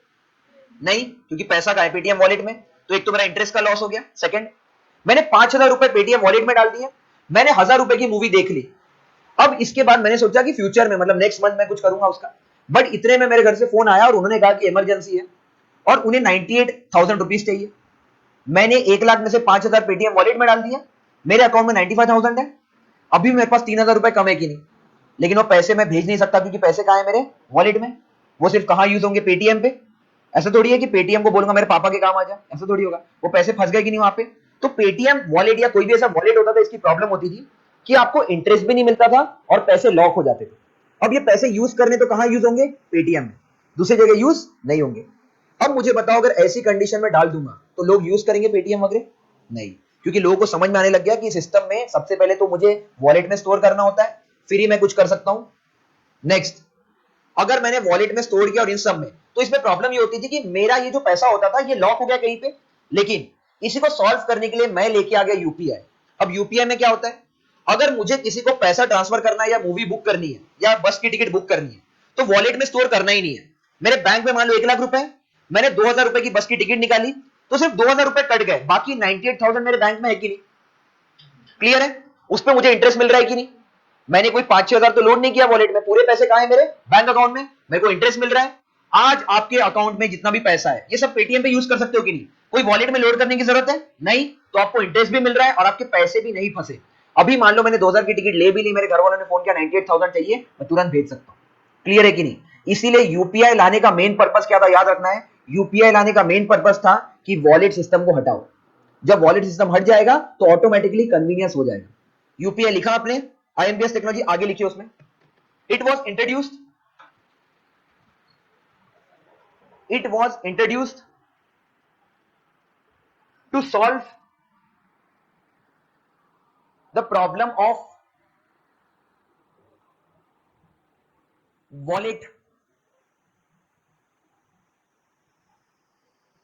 wallet offered by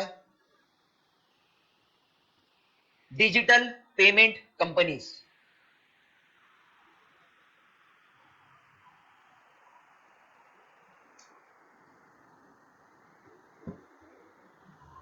ठीक है, अब देखो मैं आपको क्वेश्चन कराता हूं।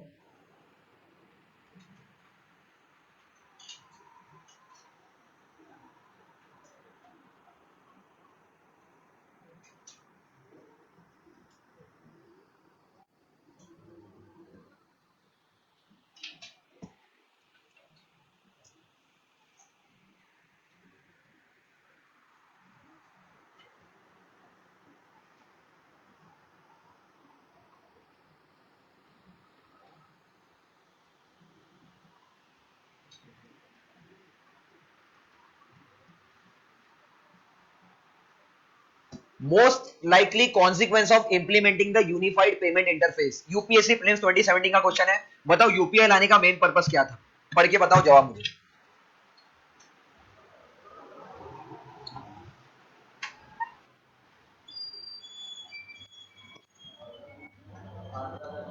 सर वो चांगला सर,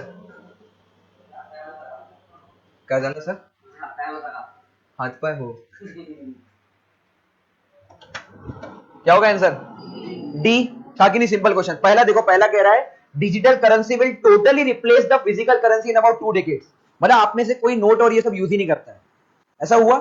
यूपीआई आने से नोट पूरे बंद हो गए क्या? देखो कितना फालतू स्टेटमेंट था, will totally replace. Second, FDI inflow will drastically increase, यानी यूपीआई आया और कल ही इंडिया में 100 करोड़ आ गए, ऐसा हुआ था क्या? नहीं।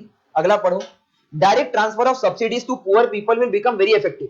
सर क्या गारंटी है कि यूपीआई आने से गवर्नमेंट इसे सब्सिडी भेजेगी? भाई हम लोग भी तो यूज कर रहे हैं, क्या यूपीआई सिर्फ सब्सिडी ट्रांसफर करने के लिए गरीबों को यूज कर रहे हैं क्या? नहीं। लास्ट कह रहा है mobile wallets will not be necessary for online payment. इसी प्रॉब्लम को सॉल्व करने के लिए आपने क्या लाया था? यूपीआई। यूपीएससी का पीवाईक्यू चेक कर लो, यही है इसका आंसर, डी। भीम ऐप वाला बाकी है करना है हमको, एक और क्वेश्चन है।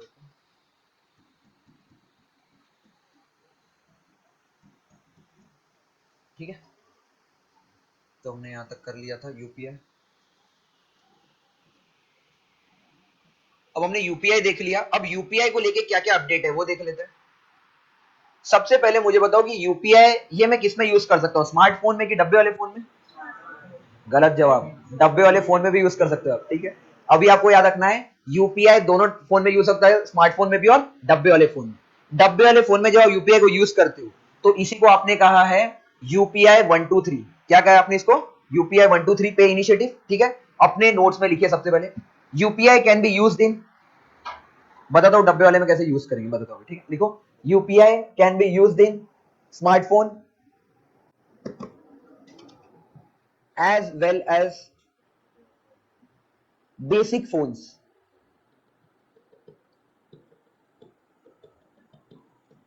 अगर बेसिक फोन में ट्रांसफर करना है, कुछ नहीं करना है, डब्बे वाला फोन लो, इसमें डालो *99#, उसके बाद आपको किसी का अकाउंट नंबर डालना है, उसके बाद ऐसा एरो डाल के अमाउंट डालना है, ऑटोमेटिकली उसको पैसे चले जाएंगे। क्लियर है? बट मुझे बताओ ये जो फोन है ये जनरली पुअर लोगों के पास होता है, आपको लगता है उनको ये सब समझ में आएगा कि कंफ्यूजिंग होगा? कंफ्यूजिंग है कि नहीं? इसी को सॉल्व करने के लिए आरबीआई लेके आई 123 पे इनिशिएटिव। लिखो अपने नोट्स में आगे, to solve the problem of using UPI in basic phones,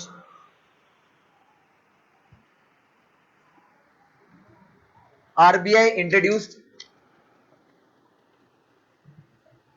123 pay initiative with the help of NPCI। मैंने बोला था ना एनपीसीआई बहुत लंबा है, बहुत सारी चीजें भी एनपीसीआई का, आपने रुपए कार्ड पढ़ोगे आप, और ठीक है, with the help of NPCI. अब काम कैसे करता है ये देखो, इसमें 4 ऑप्शन है। सबसे पहला है आईवीआर आधारित भुगतान समाधान, मतलब एक नंबर होता है, टोल फ्री नंबर होता है ना, 1800 कुछ तो भी नंबर होता है, आप कॉल करते हो तो बोलते हैं नमस्कार, हिंदी में बात करने के लिए एक दबाइए, मराठी में बात करने के लिए, तो इसको क्या कहते हैं? आईवीआर। तो आप ये फीचर का यूज कर सकते हो, फिर आप बताओगे मुझे हिंदी में बात करनी है, एक दबाओगे, फिर वो बोलेगी पैसा ट्रांसफर करना है तो एक दबाइए, फिर आप एक दबाओगे, फिर वो बोलेगी जिसको ट्रांसफर करना है उसका अकाउंट नंबर दबाइए, बीप के बाद तो आप फिर अकाउंट नंबर डालते हो, ऐसा सिस्टम काम करता है। अगला है फीचर फोन पर ऐप बेस्ड पेमेंट, मतलब एप्स बनी है कुछ, जैसे आप अभी जियो के फोन देखोगे तो उसमें भी आ चुका है, पेटीएम आ चुका है, इसके लिए भी फोन पे आ चुका है, उसमें बटन दबाते दबाते ऊपर नीचे करना होता है आपको, बट वो भी आ चुका है इसमें। ठीक है, तो इसके लिए भी ऐप बना है आपने। तीसरा मिस कॉल पे system. What is miss call पे सिस्टम? एक नंबर है, उसमें मिस कॉल मारोगे, आपको एक कॉल आएगा, कॉल आते ही वो आपको बोलेगा आपको जिस अकाउंट में डालना है उसका मोबाइल नंबर डाले या उसका अकाउंट नंबर डाले, पैसा चला जाएगा। और चौथा है ध्वनि आधारित तकनीक से डिवाइस पर भुगतान, एलेक्सा वगैरह को यूज करके, ऐसा कि वो आप वो करोगे, मतलब आप उसको कनेक्ट कर दोगे और उससे बात करोगे, वो आपसे बात करेगी किसको पैसे भेजना है, तो आप बताओगे कॉन्टैक्ट का नाम, फिर ऑटोमेटिक कॉन्टैक्ट का नाम आ जाएगा, उसको पैसा चला जाएगा। क्लियर है? ये 4 टेक्नोलॉजी यूज किए जाते हैं, हमें चारों नहीं जानने, हमें बस आइडिया होना चाहिए कि ऐसा फीचर फोन्स में आ चुका है टेक्नोलॉजी जिसको 123 पे इनिशिएटिव कहते हैं। क्लियर है? अब तो 123 प्लेटफॉर्म, यूपीआई प्लेटफॉर्म में क्या क्या फीचर है? सबसे पहले एक तो ये *99# दबा दो, या तो आईवीआर को यूज करो जो मैंने बताया, या तो मिस कॉल का यूज करो, या फिर कुछ एप्स आ चुके हैं जिसको यूज कर सकते हो। अब मान लो इसके बाद भी इसके पापा को नहीं समझ में आ रहा, इन्होंने बोला बेटा मुझे नहीं समझ में आ रहा, वो बोलेगी पापा *99#, बेटी समझा देगी, यानी एक तो बेटी समझा सकती है। इसके बाद भी मान लो अगर बेटी नहीं समझा पाई तो आरबीआई सामने कूद के क्या बोलेगा? हम मदद करेंगे। तो आरबीआई मदद कैसे करेगा ये भी देख लो। आरबीआई ने इसके लिए निकाला डीजी साथी हेल्पलाइन। व्हाट इज डीजी साथी हेल्पलाइन? ये पापा को अभी नेट बैंकिंग करना है, कार्ड पेमेंट करना है, फिर से इन्होंने लड़की को बुलाया। अब लड़की को बार बार बोला लड़की पढ़ाई कर पाएगी क्या? नहीं, लड़की का टाइम इसी में जा रहा है। तो आरबीआई का दिमाग खराब हो गया, बोला हम मदद करेंगे कैसे? डीजी साथी हेल्पलाइन। बोलेंगे बच्ची को तंग मत करो, इस पे कॉल करो, ये आपको गाइड करेगी, फिर वो आपको बताएगी पिन सेट करना है तो एक दवाई है, आप दबाओगे, बोलेगी नहीं दबाना था, ठीक है ऐसे। ठीक है, तो डीजी साथी हेल्पलाइन समझ में आ गया क्या है ये? अगेन ये आपको हेल्प करेगा सेटअप करने के लिए। आगे लिखो अपने नोट्स में। ऑल्सो डीजी साथी helpline, also DG Sathi helpline was launched by RBI with help of NPCI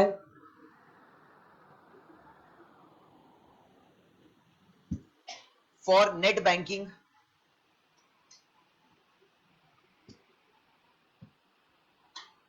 and card payments।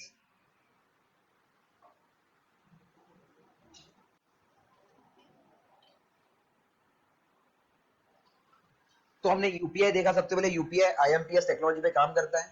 UPI में सेकंड चीज हमने देखा कि यूपीआई लाया इसलिए गया था क्योंकि वॉलेट सिस्टम मुझे हटाना था, क्योंकि वॉलेट सिस्टम में इंटरेस्ट नहीं मिलता था लोगों को, प्लस अमाउंट लॉक हो जाता था। फिर हम आगे बढ़े और हमने देखा यूपीआई कहां कहां यूज कर सकते हो, तो स्मार्टफोन में यूज कर सकते हो, डब्बे वाले फोन में।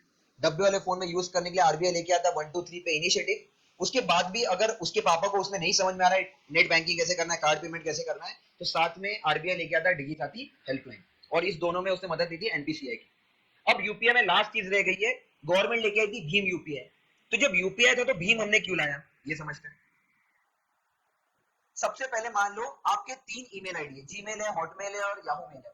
आपको अगर तीनों का मेल देखना होता था तो आपको क्या करना होता था, जीमेल का एक ऐप रखना है, याहू का एक ऐप रखना है, हॉटमेल का एक ऐप रखना है, या गूगल पे आपको अलग अलग साइन अप करना है। लेकिन इस तीनों की प्रॉब्लम सॉल्व की आउटलुक सॉफ्टवेयर ने। आउटलुक एक ऐसा सॉफ्टवेयर था जिसमें जीमेल, याहू और हॉटमेल तीनों के मेल एक साथ देख सकते हो आप, ठीक है। 3 अलग अलग ऐप है कि नहीं, जीमेल एक अलग ऐप है, हॉटमेल एक अलग ऐप है, याहू एक अलग ऐप है। पहले इनके लिए अलग अलग ऐप लगते थे, बट इन तीनों को सॉल्व किया आउटलुक ने। आउटलुक सॉफ्टवेयर एक ही है, बट इसमें आप तीनों के मेल चेक कर सकते हो। सेम यूपीआई में प्रॉब्लम क्या थी, मान लो आपने एक अकाउंट एसबीआई में खोला। जैसे पहली एक चीज बताओ, जब आप पेटीएम पे जाते हो तो पेटीएम पे एक से ज्यादा बैंक का साइन अप कर सकता हूं कि नहीं मैं? मेरे मान लो 4 अकाउंट है तो मैं चारों को साइन अप कर सकता हूं पेटीएम में। बट प्रॉब्लम क्या होती थी, पेटीएम में चारों के यूपीआई आईडी अलग होंगे। जैसे मान लो मैंने एचडीएफसी बैंक को साइन अप किया तो वहां मेरा नंबर @HDFC लिख के आएगा। अगर मैंने एक्सिस बैंक में साइन अप किया तो वहां मेरा नंबर @एक्सिस बैंक लिख के आएगा। तो 4 अलग अलग यूपीआई आईडी जनरेट हो जाएंगे। अब मान लो मुझे पैसा चाहिए एक्सिस बैंक में, तो मुझे उसको एक्सिस बैंक का यूपीआई आईडी बताना होगा। मुझे पैसा चाहिए आईसीसीआई में तो उसका बताना पड़ेगा। तो बहुत कंफ्यूजिंग होता था। कभी कभार मुझे पैसा चाहिए होता था आईसीसीआई में, आ जाता था एक्सिस में, क्योंकि जितने अलग अलग अकाउंट उन सबका अलग अलग यूपीआई आईडी। क्लियर है? जैसे जीमेल का अलग एड्रेस है। आप एक बात बताओ, आपने जीमेल पे एक अकाउंट बनाया, जीमेल का अलग अकाउंट एड्रेस होगा, ईमेल एड्रेस, और याहू का अलग होगा कि नहीं? सेम तो नहीं होगा। सेम जब आप यूपीआई आईडी बना रहे थे तो यूपीआई आईडी अलग अलग बनते थे। एक ही नंबर से 4 बैंक अकाउंट है ना, तो चारों का यूपीआई आईडी अलग होगा। इस प्रॉब्लम को सॉल्व करने के लिए हम लेके आ गए थे भीम यूपीआई। भीम यूपीआई में क्या फायदा है, सबसे पहले मान लो अगर मैंने अलग अलग अकाउंट बनाए तो एक मेरा यूपीआई आईडी ऐसा होगा @HDFC, एक होगा @एक्सिस, एक होगा नंबर @एयरटेल। ऐसे एक तो 3 आईडी बन गए, प्लस मेरे को 3 अलग अलग ऐप भी रखना होगा कि नहीं? एचडीएफसी का अलग ऐप रखना पड़ेगा, एसबीआई का एसबीआई योनो रखना पड़ेगा, एक्सिस बैंक का अलग ऐप रखना पड़ेगा, एयरटेल का एयरटेल पेमेंट बैंक रखना पड़ेगा, मतलब अलग अलग ऐप्स। भीम यूपीआई ने बोला कि सबसे पहले इतने सारे यूपीआई की जरूरत ही नहीं, सभी बैंक अकाउंट का एक ही यूपीआई होगा जिसका नाम होगा नंबर @UPI। तो आपको कंफ्यूजन ही नहीं है। मेरा एक्सिस बैंक का भी यूपीआई आईडी सेम है, आईसीसीआई का भी सेम है, पहला चीज। सेकंड, अब आपको अलग अलग अकाउंट्स के ऐप रखने की जरूरत नहीं है, एक सिंगल ऐप रखो जिसका नाम क्या होगा, भीम ऐप। मेरे को एचडीएफसी का ऐप रखने की जरूरत नहीं, आईसीसीआई का रखने की जरूरत नहीं, एक ऐप इंस्टॉल करो जिसका नाम होगा भीम ऐप। अब आप बोलोगे सर फिर अगर एक ही यूपीआई आईडी है तो मैं एक्सिस बैंक में पैसा कैसे लूंगा? कुछ नहीं करना है, पेटीएम पे भी जाओगे ना, आप देखोगे वहां पे एक ऑप्शन होता है सिलेक्ट योर डिफॉल्ट अकाउंट। तो आप अगर मान लो आपके पास पेटीएम पे 4 अकाउंट है, आप चाहते हो इस अकाउंट में पैसा आए, तो सेटिंग्स में जाओ और वहां पे एक ऑप्शन होता है डिफॉल्ट अकाउंट सिलेक्ट कर लो। मुझे चाहिए कि मुझे एसबीआई में पैसा आना चाहिए तो मैं एसबीआई को डिफॉल्ट अकाउंट सिलेक्ट कर लूंगा, थोड़ी देर बाद एक्सिस को कर लूंगा, यानी मैंने अकाउंट्स के बीच में क्या कर लिया, स्विच। जिस अकाउंट में चाहिए उसको सिलेक्ट कर लो। अब इसमें कोई वॉलेट सिस्टम नहीं है, मनी कहां रहता है आपके बैंक में, तो आपको क्या मिलेगा इसके ऊपर, इंटरेस्ट, और आपको वॉलेट के बाहर पैसा स्टोर करने की मतलब ऑप्शन मिलता है, ऐसा कि मेरे बैंक अकाउंट में पैसा स्टोर है। तो भीम ऐप से फायदा क्या हुआ, अलग अलग ऐप रखने की जरूरत नहीं पड़ी और सिंगल यूपीआई हैंडल। क्लियर है, अलग अलग ऐप रखने की जरूरत नहीं पड़ी और सिंगल यूपीआई हैंडल। अपने नोट्स में हेडिंग बनाओ भीम यूपीआई। अब देखो कितना इजी क्वेश्चन पूछा, मैं आपको ये लिखवा देता हूं फिर देखो क्वेश्चन क्या पूछा उन्होंने। हेडिंग बनाओ भीम यूपीआई और लिखो it was introduced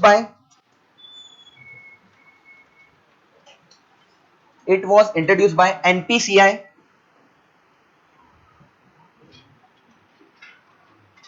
where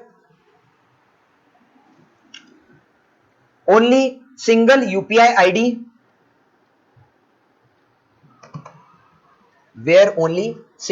UPI ID will be created and there is no need to store different apps।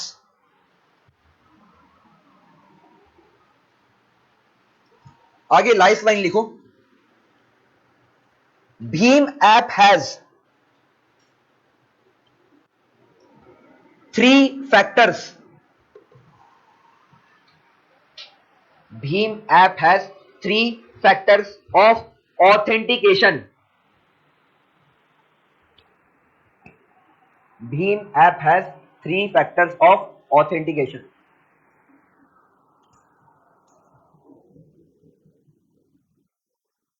कौन कौन से तीन है देख लो।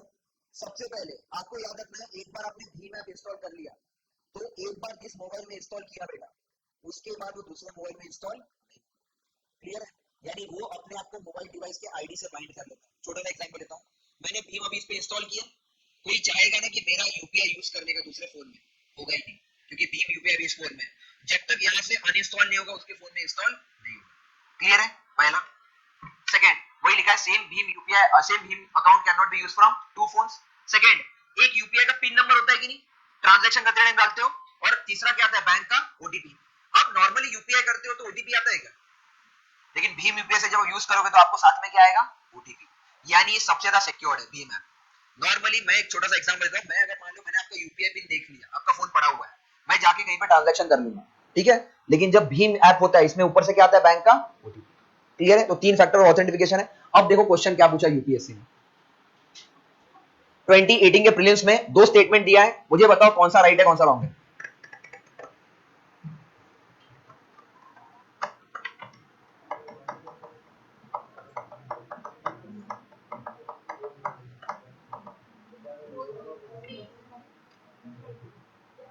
सी है, ए है ना, पहला वाला तो बिल्कुल सही है, भीम app allows the user to transfer money to anyone with a UPI enabled bank account.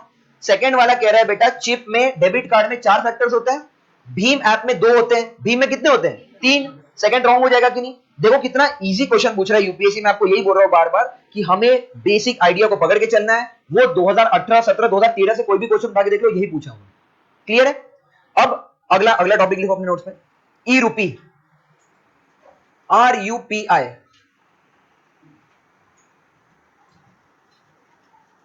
ई रूपी, RUPI क्या होता है, ई रूपी समझते हैं।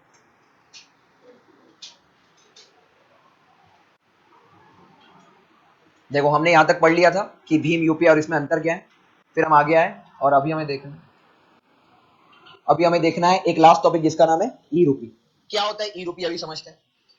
सबसे पहले कहानी समझो कि एजुकेशन डिपार्टमेंट चाहता है कि ज्यादा से ज्यादा बच्चे स्कूल में आए, तो उन्होंने पता किया कि स्कूल में बच्चे आ क्यों नहीं रहे हैं। तो उनको पता चला बच्चों के पास या तो बुक्स नहीं है, या तो बैग नहीं है, या तो यूनिफॉर्म नहीं है, तो शूज नहीं है। तो एजुकेशन डिपार्टमेंट को लगा कि अगर बच्चों के पास ये सब नहीं रहा तो वो स्कूल नहीं आ पाएंगे। तो उन्होंने डिसाइड किया कि वो खुद से बच्चों को ये सब प्रोवाइड कराएंगे। पहला ऑप्शन क्या था कि उन्होंने खुद से जाके शूज खरीदे और स्कूल के प्रिंसिपल को दे दिए, और प्रिंसिपल का काम है बच्चों को बांट देना। क्लियर है। पहला ऑप्शन क्या है कि स्कूल में बच्चे इसलिए नहीं आ रहे, बच्चों के पास यूनिफॉर्म और शूज नहीं है, तो एजुकेशन डिपार्टमेंट ने खुद से ये सब खरीदे और नागपुर के हर एक स्कूल को जाके दे दी। अब इसमें क्या क्या प्रॉब्लम होगा इस ऑप्शन में, जैसे गवर्नमेंट खरीद के ये स्कूल हेडमास्टर को देगा, सबसे पहले साइज का मिसमैच होगा कि नहीं, क्योंकि सरकार को सबका साइज तो पता ही नहीं है। सरकार ने 9 नंबर दे दिए, सब 7 नंबर वाले, ठीक है।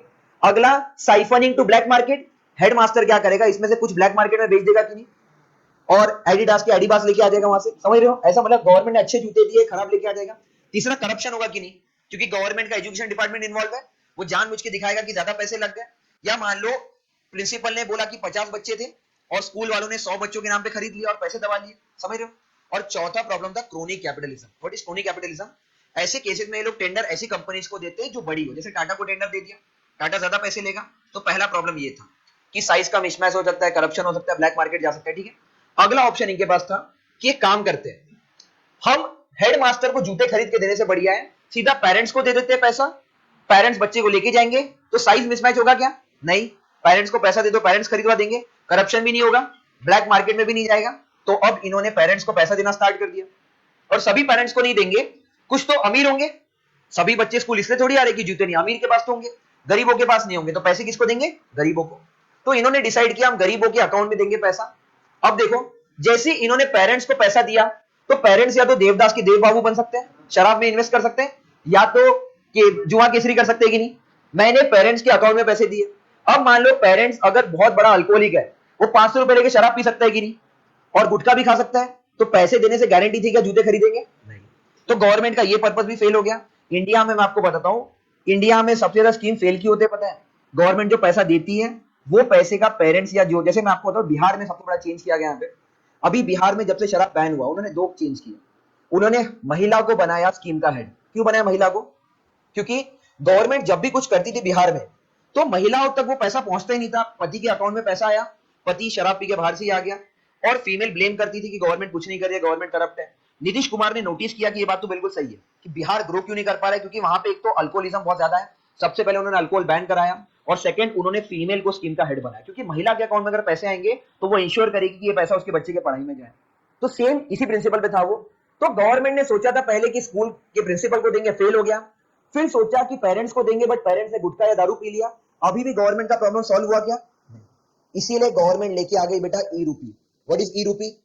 अब गवर्नमेंट गई और एनपीसीआई को बोला बेटा एक कोड बनाओ, क्यूआर कोड, और ये क्यूआर कोड मैंने अलग अलग पेरेंट्स को दे दिया। पेरेंट्स को बोला इसमें 500 रुपए है। कितने रुपए? 500। जाके इससे बच्चों के जूते खरीदवा देना। पेरेंट्स ये कोड लेके गए देव बाबू बनने, बट पेमेंट क्या हो जाएगा? रिजेक्ट। क्यों रिजेक्ट हो जाएगा? क्योंकि ये कोड मैंने बनाया ऐसा कि सिर्फ एक ही दुकान पे चलेगा। कौन सी दुकान पे? शूज की दुकान पे, ठीक है। तो जैसे ही कोड मैंने पेरेंट्स को दिया, पेरेंट्स ये कोड लेके गए और देसी ठेके पे लेके गए, ये लोग स्कैन करो इसको। उन्होंने बोला पेमेंट रिजेक्टेड। फिर वो लेके गए गुटखा खरीदने, यहाँ क्या लिख के आएगा? Payment rejected. लेकिन जैसे ही शूज के शॉप में जाएंगे, क्या लिख के आएगा? Payment accepted. यानी ये 500 रुपए सिर्फ जूते खरीदने के लिए ही यूज होंगे। इसको क्या कहा गया? ई रूपी। ई रूपी का सिंपल पर्पस है, गवर्नमेंट जब भी आपको पैसा देगी इसमें ऑब्जेक्टिव मेंशन होगा। अब देखो गवर्नमेंट ने इसको कहां का यूज किया। सबसे पहले इंडिया में एक स्कीम था पोषण अभियान। पोषण अभियान में हम महिलाओं को पैसा देते थे कि आप जाओ न्यूट्रिशनल फूड खाओ। महिलाएं खाती नहीं थी, तो गवर्नमेंट ने मदर, चाइल्ड और पुअर फैमिलीज के लिए कोड बनाया अंडर वेरियस स्कीम्स। अब गवर्नमेंट पैसा नहीं देती है, अब गवर्नमेंट एक कोड देती है, वो मदर को शॉप में जाना है और दिखाना है, तो उसको जवार बाजरा रागी मिलेगा। क्लियर है?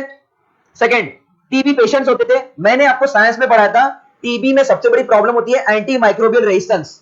आई रिमेंबर, मैंने आपको बताया था टीबी में 6 टाइप की मेडिसिन होती थी।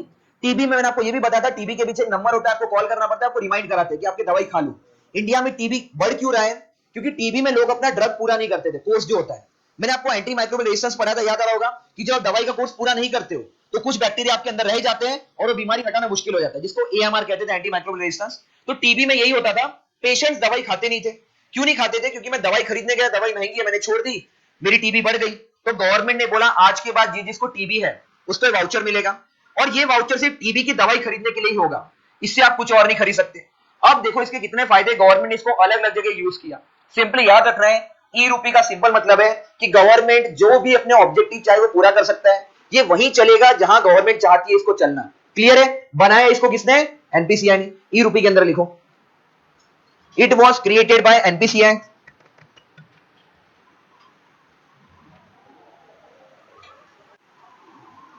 It was created by NPCI to fulfill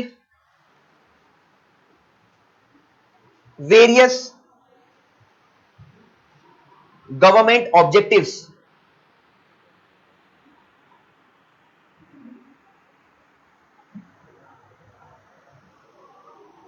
which was misused earlier in direct benefit transfer.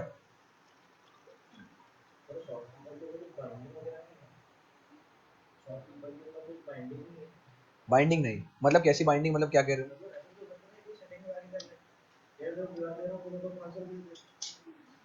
QR दे दो, 500 रुपए दे दे। मान लो मैं जूते वाला हूं, मेरे पास जूते हैं, तो मैं उसने मुझे क्यूआर दिया, मैं उसको 500 रुपए दे दूंगा। लेकिन मेरा क्या फायदा है, क्योंकि उसमें क्लियरली लिखा है कि शू पेमेंट पे ही होगा। मैंने उसको 500 रुपए दे दिए, आप मेरे पास एक कोड लेके आए, मैंने आपको 500 दे दिया, तो मेरे जूते तो बिके ही नहीं ना। ये समझ लो, वो कोड का मैं करूंगा क्या फिर?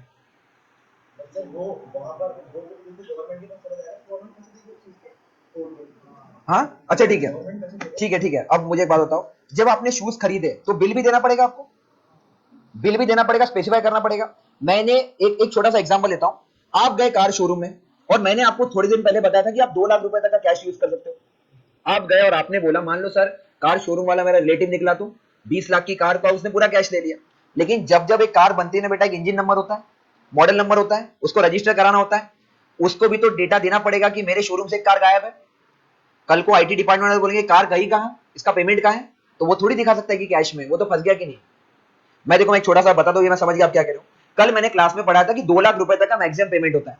किसी और क्लास में मुझे एक स्टूडेंट ने पूछा, सर ऐसा भी तो हो सकता है कि कार शोरूम वाला या प्रॉपर्टी वाला मेरा पहचान का हो, उसने मेरे से पूरा कैश लेके फ्लैट दे दिया। सर वो दे सकता है बट फंस जाएगा कैसे? जब आप फ्लैट बनाते हो, तो मान लो 20 फ्लैट बनाए आपने, तो रेरा के अंदर आपको रजिस्टर करना होता है। व्हाट इज रेरा, मैं आपको पढ़ाऊंगा। रेरा में हर एक फ्लैट का एक नंबर होता है कि ये रेरा की वेबसाइट में दिखाना होता है कि ये किसने खरीदा और कहां से पेमेंट आया। मैंने 19 फ्लैट का डेटा सही दिखाया, रेरा ने मुझे बोला है 20वें फ्लैट का पेमेंट कहां है भाई, तेरे बैंक अकाउंट में तो दिख ही नहीं रहा है। मैं उसको बोलूंगा उसने मुझे दिया है मेरे पर्सनल बैंक अकाउंट में, बोलेगा डिटेल्स दे, तो अब मैं फंस जाऊंगा कि नहीं, क्योंकि मैंने पैसा किस में लिया, कैश में। अब बात आती है कार की कि मैंने किसी ने, गवर्नमेंट ने बोला 2 लाख के ऊपर कैश में दे नहीं सकते। मैं एक शोरूम के पास गया, शोरूम ओनर के पास, मेरा मान लो खुद का भाई था, मैंने उसको बोला भाई 10 लाख रुपए ले, पूरा कैश में दे दे कार। उसने मुझे कार तो दे दी।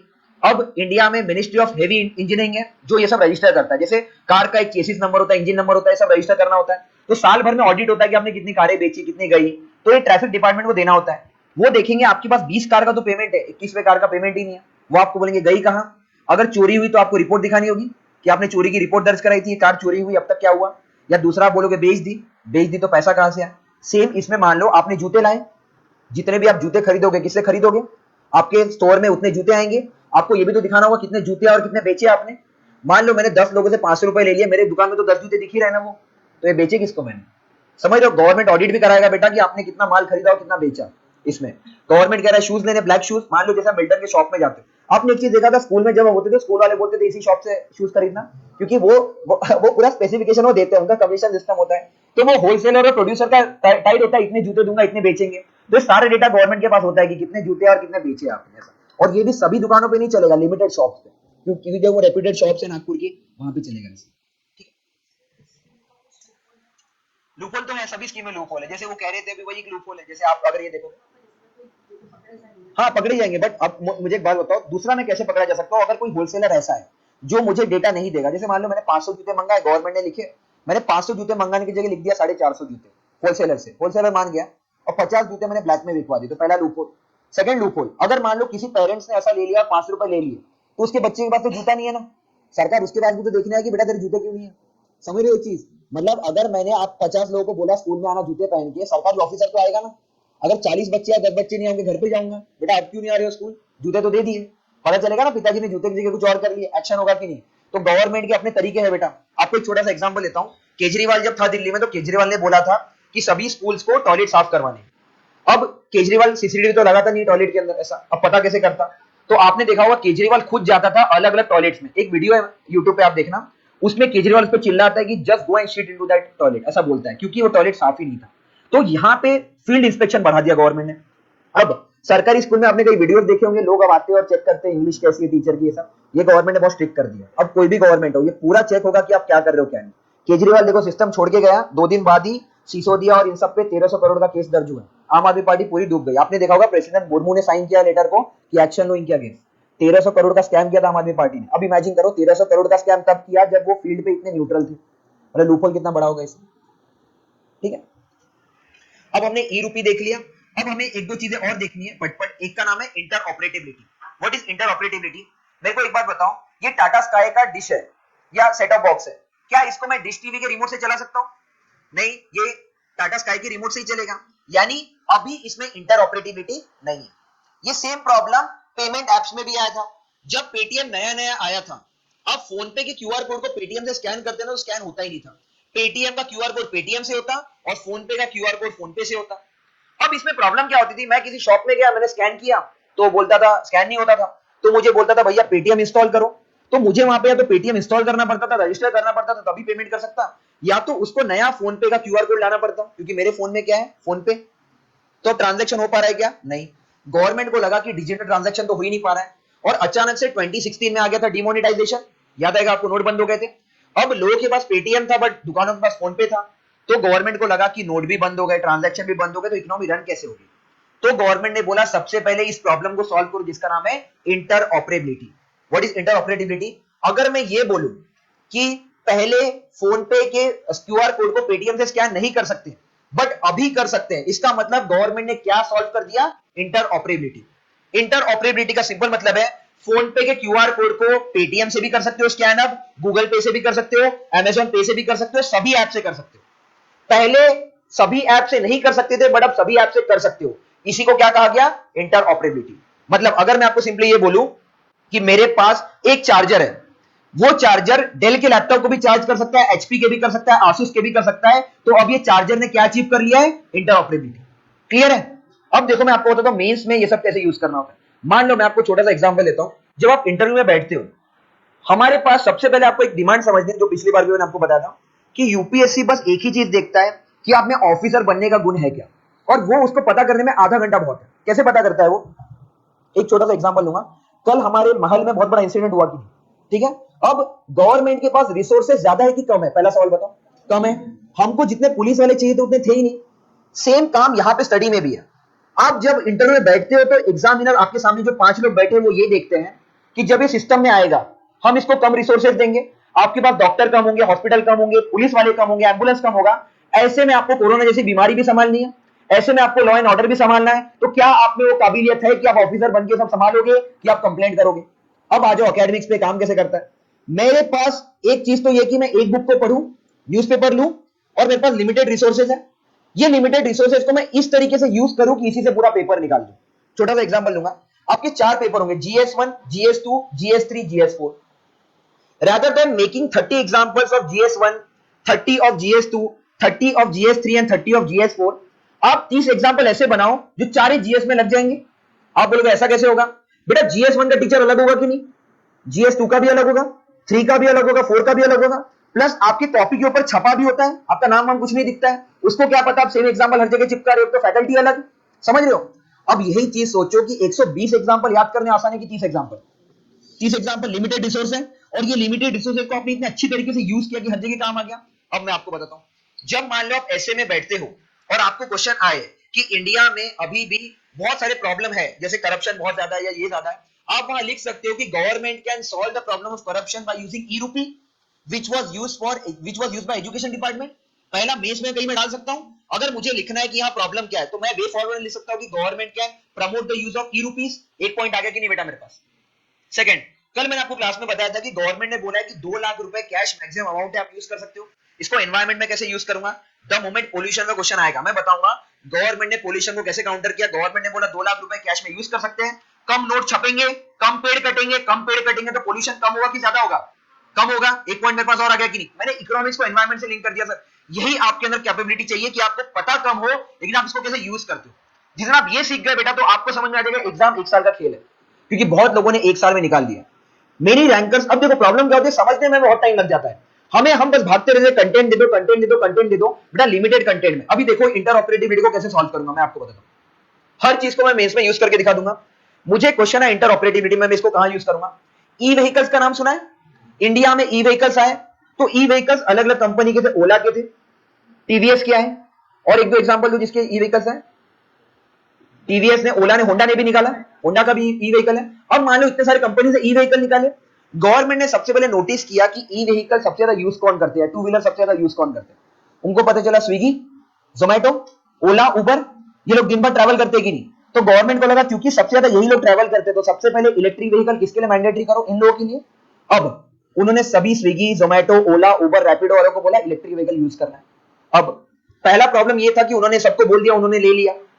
अब जब आप देखोगे, मैंने मान लो इलेक्ट्रिक व्हीकल ली, तो मेरे घर में वो लोग चार्जिंग बॉक्स लगाते हैं कि नहीं, चार्ज करने के लिए। जैसे मैंने ई व्हीकल लिया तो मेरे घर के नीचे वो एक सेटअप लगा देंगे चार्ज करने के लिए। लेकिन ये ओला उबर वाले कहां चार्ज करेंगे? तो गवर्नमेंट ने बोला हम इनके लिए पब्लिक प्लेसेस पे लगाएंगे। जैसे किसी भी मेट्रो स्टेशन के नीचे देखो उन्होंने लगाया कि नहीं, आप राहटे देख लो, छत्रपति देख लो, सीतामढ़ी देख लो, सबके नीचे उन्होंने चार्जिंग स्टेशन लगाया। अब गाड़ियां अलग, चार्जिंग अलग सबके। इसको सॉल्व किया गवर्नमेंट ने, क्या अचीव करके? इंटरऑपरेटिविटी। एक चार्जर से बेटा कोई भी इलेक्ट्रिक व्हीकल चार्ज कर लेते ये लोग। अब आप सोचो, जैसी गवर्नमेंट ने प्रॉब्लम को सॉल्व किया, कचरा कम होगा कि नहीं, इलेक्ट्रिक वेस्ट कम जनरेट होगा। गवर्नमेंट ने एक ही चार्जर से 10 अलग अलग गाड़ी चार्ज कर दी, यानी मेरे को नए चार्जिंग स्टेशन बनाने नहीं है, पैसे भी बच गए कि नहीं। यही सोल्यूशन आपको लाना होता है सामने। जब आप एक टॉपिक पढ़ते हो इकोनॉमिक्स में, तो आपको यह सोचना है कि ये इकोनॉमिक्स का टॉपिक मैं सोसाइटी में कैसे लगा सकता हूं, पॉलिटी में कैसे लगा सकता हूं, इसको मैं एथिक्स में कैसे लगा सकता हूं। यही मैं आपको सिखा रहा हूं कि मेरे पास कंटेंट लिमिटेड है बेटा, लेकिन इतना कंटेंट अगर मेरे यहां फीड है और मैं सोच पा रहा हूं, तो मेंस में 7 मिनट छोड़ो, 5 मिनट में आंसर बनता है, 5 मिनट में। जब आप ये बोलते हो ना कि 7 मिनट में आंसर लिख नहीं पा रहे, क्योंकि आप ब्रेनस्टॉर्म कर ही नहीं रहे हो। आप ये सोचो कि आपको पता कितना सारा है, आप यूज कितना कर रहे हो। मेरे पास जो ब्रेन है 100%, आपको रियल डेटा बताता हूं। रिसर्च ये कहता है इंसान का जो 100% ब्रेन होता है उसका 60% डेली यूज करता है। कितना? 7%। 93% आप अनयूटिलाइज जाने दे रहे हो। लेकिन इमेजिन करो, जब ब्रेनस्टॉर्म करोगे तो आपको रियलाइज होगा ये सेम टॉपिक और कहां का लगा सकता हूं। कल मैंने आपको बताया था तनिष्क के बारे में, कनिष्क यानी हिस्ट्री रिवाइज किया हमने। अब इमेजिन करो हिस्ट्री इकोनॉमिक्स में डाल रहे हैं। यही करना होता है आपको बस इस एग्जाम को निकालना है, तो आप भी इंटरऑपरेटिविटी सीख जाओ कि एक चीज को मल्टीपल जगह पे मैं यूज कर सकता हूं। ऐसे में मुझे 1200 वर्ड लिखने कहां से लाऊंगा भाई? यहीं से लाऊंगा। मैं अगर पूरा मनी बैंकिंग फाइनेंस उठा लूं, मैं आपको कैसे लिख के दिखा सकता हूं। कैसे, मैं आपको बताता हूं। एक बार एक ऐसे आया था, आपको एक चीज याद आ रहा है, मैंने एथिक्स में एक केस कराया था आपको, वहां लिखा था कि जब पूरी दुनिया अनएथिकल रहे तो सिंगल इंसान एथिकल बनके कुछ नहीं कर सकता। याद आ रहा है एक क्वेश्चन? वहां मैं आपको एग्जांपल दे सकता हूं, एनपीसीआई का। दुनिया भर की कंपनीज है, एकदम फालतू है, कुछ नहीं किया उन्होंने। अकेले एनपीसीआई ने देखो कितने सारे प्रॉब्लम सॉल्व कर दिए। एनएफएस लेके आया, सीटीएस लेके आया, एईपीएस लेके आया, बीबीपीएस लेके आया, यूपीएमएस लेके आया, यूपीआई लेके आया, भीम यूपीआई लेके आया, पॉजिटिव पे मैकेनिज्म लेके आया। सर मेरे पास एक ऐसा टॉपिक है जिसने इतने सारे कंटेंट दे दिए मुझे। अगर कल को मुझे किसी पे ऐसे लिखना होगा तो एनपीसीआई पे अकेले मैं लिख दूंगा 4 पेज अकेले। इतना कंटेंट है मेरे पास। ये मैं आपको सिखा रहा हूं कि जब आप यहां वहां भागते हो कंटेंट के लिए, तो आप कंटेंट कलेक्टर बन रहे हो सर, डिस्ट्रिक्ट कलेक्टर नहीं बन रहे हो आप। डिस्ट्रिक्ट कलेक्टर बनने के लिए आपके पास बहुत कंटेंट है, जिसको आप सही से यूज करोगे तो it is more than enough. बस यूज कैसे करेंगे ये सीखो। क्लियर है? तो कल हम यही से स्टार्ट करेंगे। इंटरऑपरेटिविटी क्या होता है मैं आपको डेफिनेशन लिखवा दूंगा, और आई गेस कल ये खत्म भी हो जाएगा। कल हम बिटकॉइन वगैरह भी देख लेंगे, तो कल मनी बैंकिंग फाइनेंस का पहला यूनिट खत्म हो जाएगा।